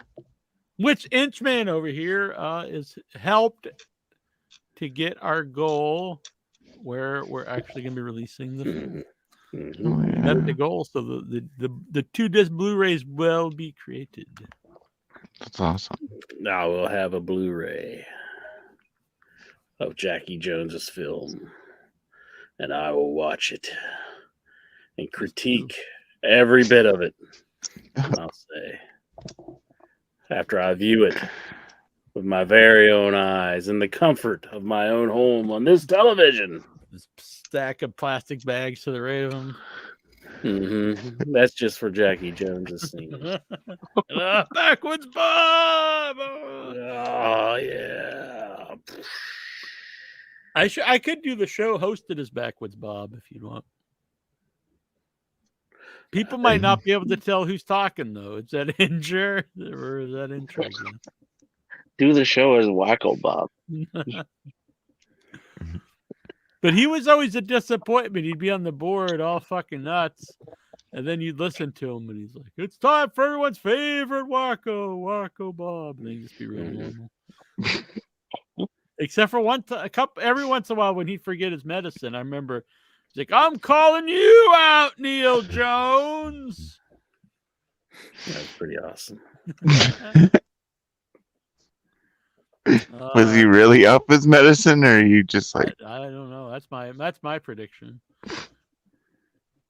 Me and my Dylan. He'd have a look. I shouldn't say this stuff now that we're on the YouTubes, but he'd have photos of him and his Dylan, which was like his little young nephew, and he'd have him on his lap with mistletoe over his head. And I was like, I don't know if this is. And his Dylan never seemed to age. It seemed like he was always like 6 or something. Maybe it was his niece, Jack. You don't know. Better. That's why I said it. Tony Obasta. Why is there only 2 Nikhil questions? What the fuck? But Nikhil, he's smart. He gets in there and he posts a couple just so he's in there, and then he adds to them as time goes on. Mm-hmm. He sneaks more in. Tony wants to know, would you rather take a shower with A, your own mom, B, Never. Michael P.S. Hayes, C, I'll bite the bullet. Oh, Tazo sorry. the Greek, or D, Jim Ross? Slobber knocker time. I take a shower with Jim Ross and we talk about the Duke. I think he'll whisper into your ear about barbecue sauce or something. Have you tried my main event mustard? Oh, yeah. Now it's time with sauce it, boy. Here, let me rub some on your back real quick. No, it'd be really boring. It'd be like, oh, you dropped the soap. Oh, here you go. Oh, pardon me. I picked the most tame person, and that got real creepy real quick. I'm going with Michael P.S. Hayes, the greatest man in the biz. Mm-hmm. I'd want to see how hairy he was. Damn. Yeah, He's got to be really hairy. a couple of hairy beasts in the shower. Me and Oh, like, this is the new Freebirds, Michael. Let's have another run. He'd be like, hell yeah, brother. He'd be wearing an orange like top hat in the shower. I'm surprised he didn't demand to be in the new Iron Claw movie. I need to play myself. Yeah, he was like he wanted to be himself in the movie.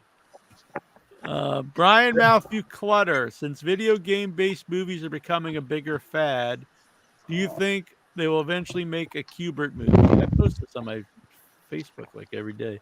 I actually posted a thing that I was like, anyway, it doesn't matter. But yeah, I want to see Q*bert. I want to see the Q*bert movie. Q*bert would be pretty cool. I want to see a movie based on Dig Dug. Yar's Revenge. That would be good. Yeah. I want to see a movie based on E.T., the video game. E.T. the video game. Yeah, E.T. the video game. They're pretty much exactly the same. He did make an appearance in the Angry Video Games movie. It was like E.T. E.T. Yeah. But that movie's not very good at all. No. Did E.T. take a soupy diarrhea shit? Poopy fart?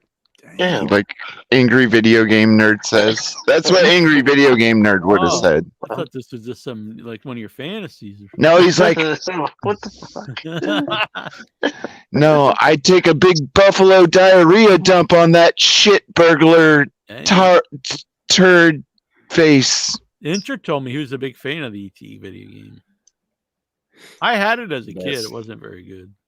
No, I never did like it a whole lot, but I There do was hear a few games like that. I thought it was really hard to, because the thing with the Atari, it's very limited.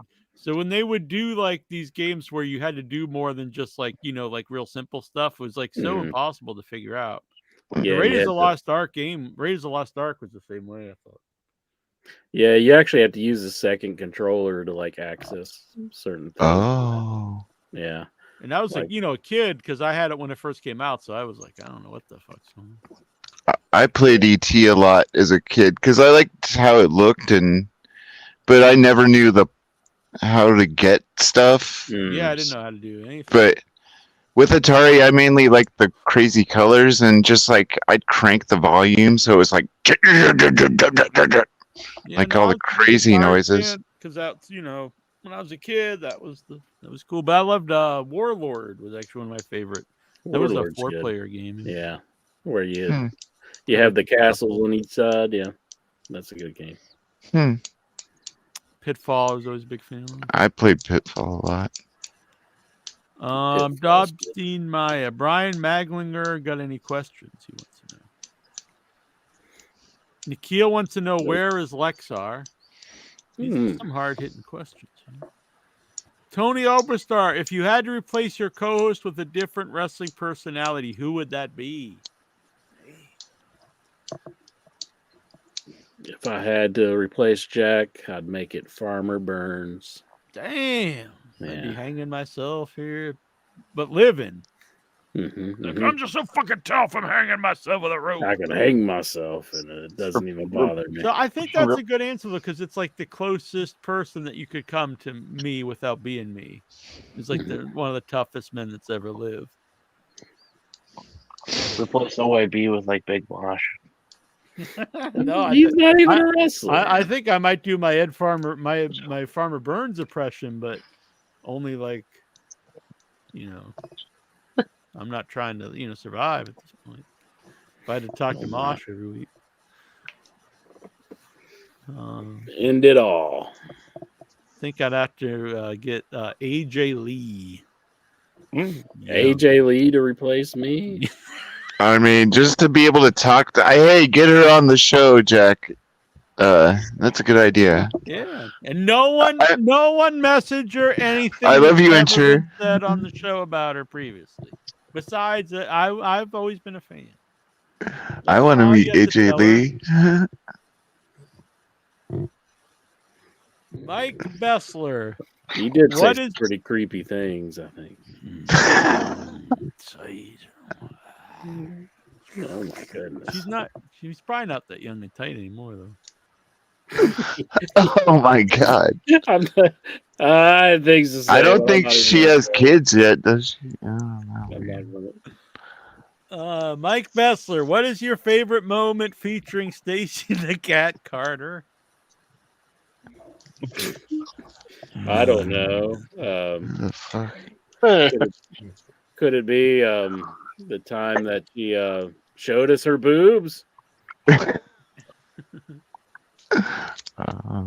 Chris LeClaire thinks Bailey's winning the Women's Royal Rumble. Possible. Dave Deadman says barbecue scented shampoo. The choice is easy. He wants to get in the shower with good old JR, as we saying. Gogo 13, I want to see a movie based on the video game Beat 'em and Eat 'em.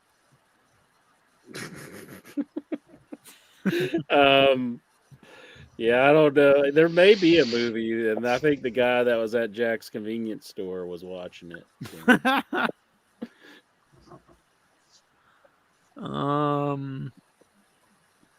What is your Oh, we did. I'm sorry. Mike also wants to know. Also, which do you prefer, pancetta or prosciutto? Prosciutto, for sure. I'm probably more of a pancetta guy. Yeah. You lying sack of shit. I had pancetta today. I don't even know what either one of them Pancheros? Yes. Prosciutto is good. I put pancetta on a hamburger. I just let the pancetta just like sit on the grill forever, the flat top. So it got all like, and then I put it on burger. Well, I had mushrooms on it too. That band So it's like- Pantera is fucking dope. I have a weather alert here. It's 22 degrees. And Pantera we're rules. getting snow, I guess. Yeah, we got about 3 inches outside. Yeah. I got more for you right here. 3 inches. Damn.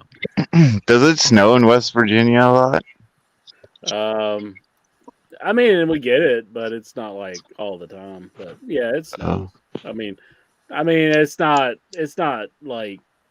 There's like 12 inches of snow outside. Seemed like in the 80s it snowed more, and then we had a big blizzard in '93, I believe, or '92. Oh, Somewhere yeah, around blizzard of 92. I was there. there. Big blizzard of '92. So that was pretty crazy. It was like all the way up to my waist at that time. Yeah. But yeah, we get snow. I mean, it's not like it doesn't really accumulate a whole lot, but That's cool. Yeah. snow. And then we got that guy who sang the song about the Informer. Informer. Lick your boom boom down. or Informer. something. Oh, yeah, that guy. 12 inches of snow was his record name. I'm here. Kind of. Is that one And of your favorite Luddite? No. No? No. No. Mm. I'm just checking something here. It's trying to give me these stupid updates, and I don't really care that much about it. I was basically like, why did they try to do Vanilla Ice twice? Like, it got really lame really fast the first time. That's what I was thinking with Snow. Yeah, maybe Eminem wanted his name to be some sort of like cold related item, and they're like, no, you can't, no. You got to be like a candy or something. You can't be like anything cold. He's like, well, Eminem's not,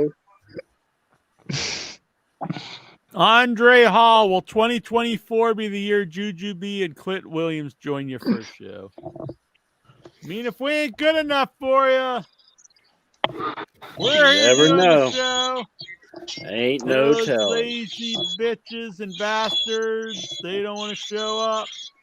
I say, hell with them. Maybe we'll dig out old Buck Winchester out of the big house. A real Call him on the prison phone for like $10 a minute. Sweet, yeah. A real in your head legend, Buck Winchester. None of these phony ass shit. Okay. Why are you Oh so my God! hard? It's happy to see you. Your time has expired. Why are you so hard for Buck Winchester? Buck Winchester's a heady-verse legend. I don't know why you hate the man so much. You give him my ideas. You're like, he came up with it. He did come up with. He came up with in your head. I remember exactly when I thought of that idea because I was playing the because Powerball. he probably emailed both of us. You're like, oh wow, that's a good idea. You said And he stole it. I remember exactly when I came up with it. I was on the sink and like I got hit. You were in on the head sink. No, That's where he poops. No. No, I You're was like trying, right there betting over the counter now.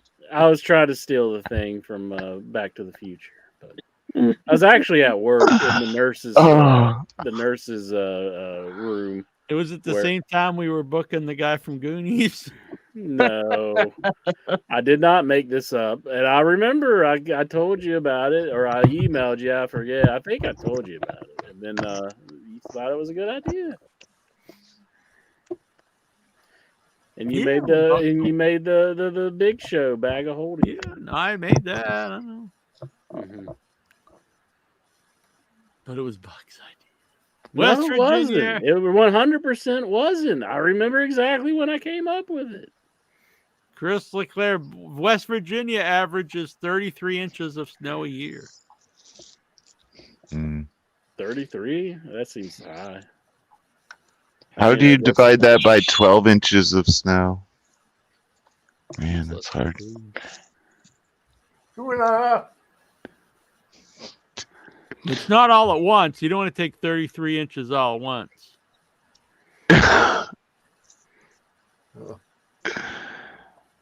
I just pictured that. It was nasty. That's it for the questions. The good folks. Andre, you're a good man. I'm just messing with you.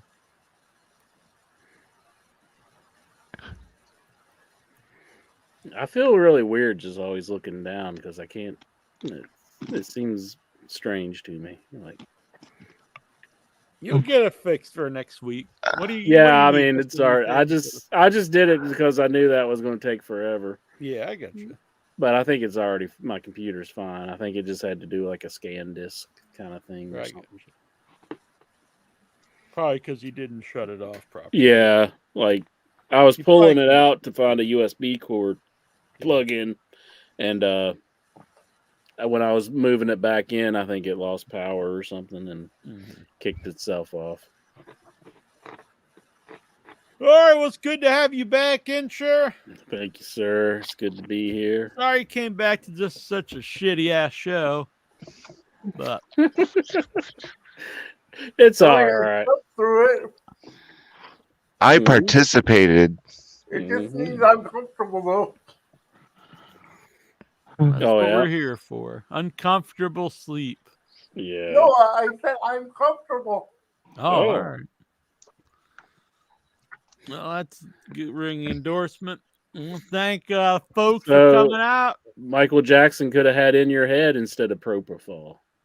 They just play our show Maybe for still him. be He's alive. Like, yeah, unless we kill him with our entertainment. He's like, oh no, these guys again. They're nasty. They're nasty rascals. Oh. Bubbles, shut it off. Oh, I'm falling asleep already, Bubbles. You know, I've often thought of you as the Michael Jackson of the Headyverse. Oh, yeah. Like maybe in The Simpsons, where they had the weird like Michael Jackson in it. As opposed to the real Michael Jackson, who's very normal. Well, there's this one episode where they got Michael Jackson's voice, him, Action, but they couldn't. Mike Jackson. Yes, no, Fucking not that guy. legend. But then they couldn't get his likeness or something, so they made him into a large white bald guy. Hey. But you know, All right, folks. I love everybody. Good to be back. We'll be back next week. We'll talk some wrestling. I'm gonna put up the heady ballot. Get those in as soon as possible. And I think the first show in February we'll do the headies this year. Hell yeah. Plan. The Royal Rumbles numbers are all set up. If you would like one to play along, let me know either during the show or on Facebook, or email me at iwatchwrestling@gmail.com. And it'll be a good time. Come and we'll do a live chat on the Facebook during the Rumble. We'll see. Hot damn! Number 9, Jason Mitten. Jason Mitten has Ivar. Everybody will go, ah. It'll be a good time. Until Ivar fucking just dominates and takes the whole Rumble.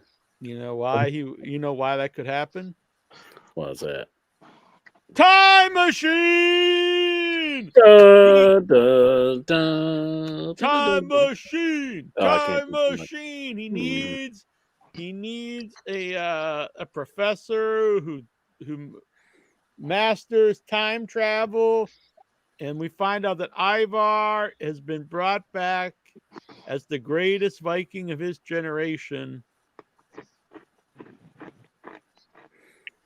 I thought you were going to say Ivar wanted to go to the past so he could like join. He's just going to steal the belt. He's like, I want to take the belt and go back to the past and melt this down and make like an amulet or axe, like an axe or something. Man, this is like an angle right out of the 90s.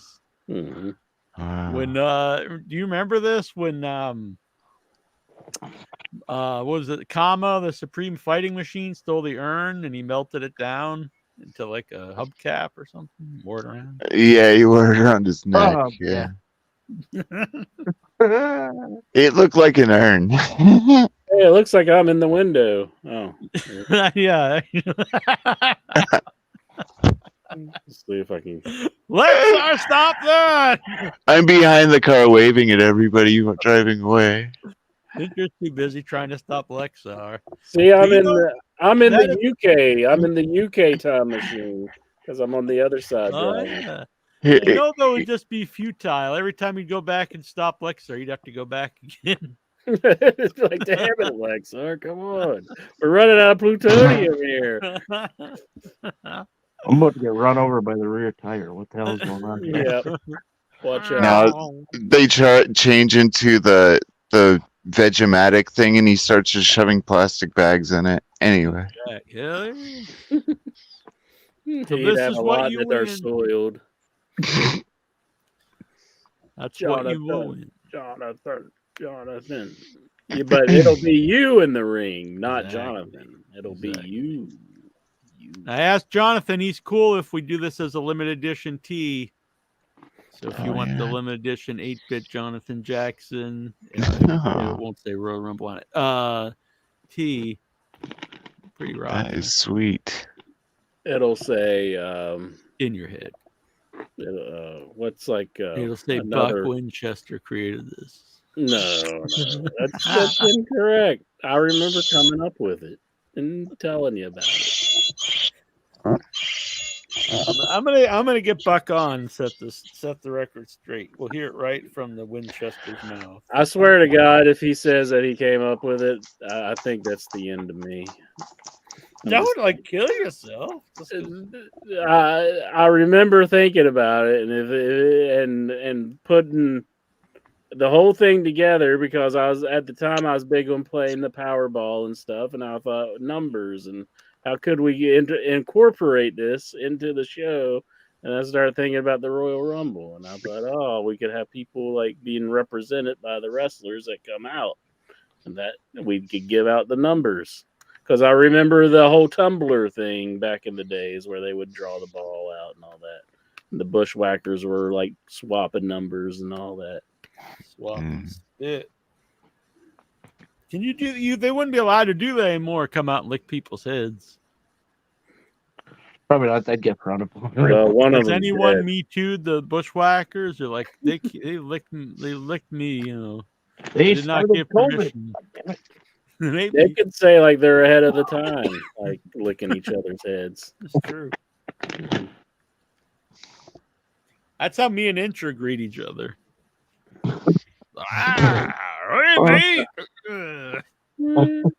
Just Jack doesn't lick my top head.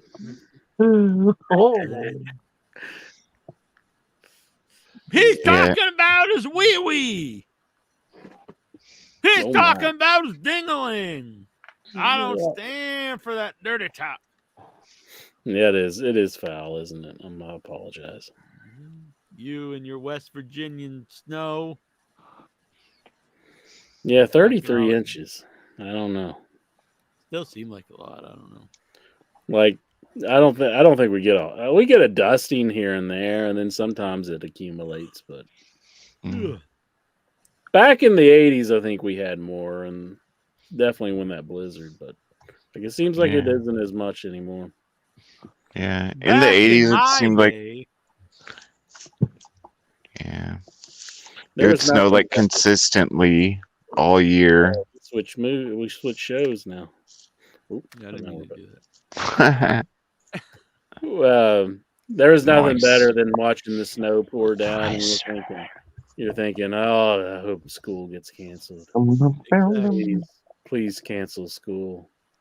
And then it'd get canceled, and you'd be so happy. But then there was those mornings you woke up, and they're like, nope, school's still on. You're like, ah. No. Yeah, it was snowing here this morning. My brother still had to go to work. He was like, man, why didn't they postpone school? He didn't want to go to work. But he's retiring in February, so he doesn't have much time. Wow. Flea will be retiring. Maybe we'll see him more often on the show, popping up. Oh, retirement. It'd be good to see the Flea on the show, too. Yeah, it's fun. You can see him this Thursday. If you're into horror stuff, this on Thursday, Without Your Head, we'll have the girls of End Zone 2 for the first time ever. Without Your Head exclusive, they will be talking about the film because when we originally made it, we built it as a 1970 film that we restored. So they've never had a chance to actually say they were in it. We have fake names on IMDb, but with the Blu-ray coming out, we're talking about it. So for the first time since we filmed it in 2019, it's been almost 5 years, a little over 4 years because it was in December. They'll be able to talk about the movie, so that'll be really cool. That'll be this Thursday. And if you like short horror films, this Sunday is Severed Limbs 15, and sure, it's a collection of short horror films and trailers, and we all get together, the filmmakers and fans, and we watch these. It's a good time. This is the 15th one. That's Sunday on the Without Your Head Twitch. because YouTube Oh. saw a nipple on the last one and said, "You are a pornographer," and I have a permanent strike or permanent warning, so no more on the YouTube. You didn't do very good with that whole nudity. Well, that's what training or started. That's whatever. what started the training. Oh, that was the training. Oh, yeah. okay. So I actually have 8 days left. The 25th is actually when the 8 days and all my training. They're gonna take my warning off. I've seen like mistakes that people's made where they've left a nipple in on YouTube. Should I report it instantly? And then in the training, it actually says it's okay if it's art. I'm like, what the hell is a movie trailer? Yeah. They lie even in the training, but you can't argue because you don't actually talk to human beings. You just talk to a robot. Yeah, sure. So anyway, screw that. But anyway, it'll be on the Twitch. It's a fun time. A lot of times in movie clips, whenever they have like if there's a poster on the wall of like a nude girl, sometimes they don't take that out a lot. Yeah, there's way worse stuff on YouTube. I mean, I've watched like R-rated movies right on YouTube, the whole movie. Yeah. All right. Well, let's get out of here, folks. We'll be back next week. Join the Facebook group. Give us a like. Smash the like button. Leave some comments. Share this out to your friends. Subscribe. If you'd like to help out the show, join the Headyverse. I should give a shout out to the Headyverse, actually. And also, if you would like a Valentine card from Jackie Jones, you can Venmo or Super Chat $5 or more all this month, and you will get one in February. And Venmo is Headyverse. All right, let me grab the thank you, folks. Let me grab these good buddies, friends, amigos, compadres. All right, Headyverse members, Baylor Dre. Baylor. Dave Deadman. Chad Whitehead. Tazo the Greek. Jojo Brown. Craig Jollies. Stephen Butler. Hall of Famer Steven Simmons, the original man who joined. Mikey B. Vic Schiavone. Dadpool on YouTube. The Geek Getaway. Tech Dingoes. And our producer, Sean Green. El Santos World. And Brian Matthew Cluttar. We salute you. All right. I'm going to play some outro music, and we will be back next week. Andre the Giant. Andre was big. Yeah, yeah, yeah. It was not small. No, no, no. Andre could drink, and he could fight. Drink, drink, drink, and fight, fight, fight. Andre was big. Yeah, yeah, yeah. It was not small. No, no, no. Andre could drink, and he could fight. Drink, drink, drink, and fight, fight, fight. Andre the Giant. Andre was big. Yeah, yeah, yeah. It was not small. No, no, no. Andre was great. He was not bad. A great big heart and a great big man. Andre was big. Yeah, yeah, yeah. It was not small.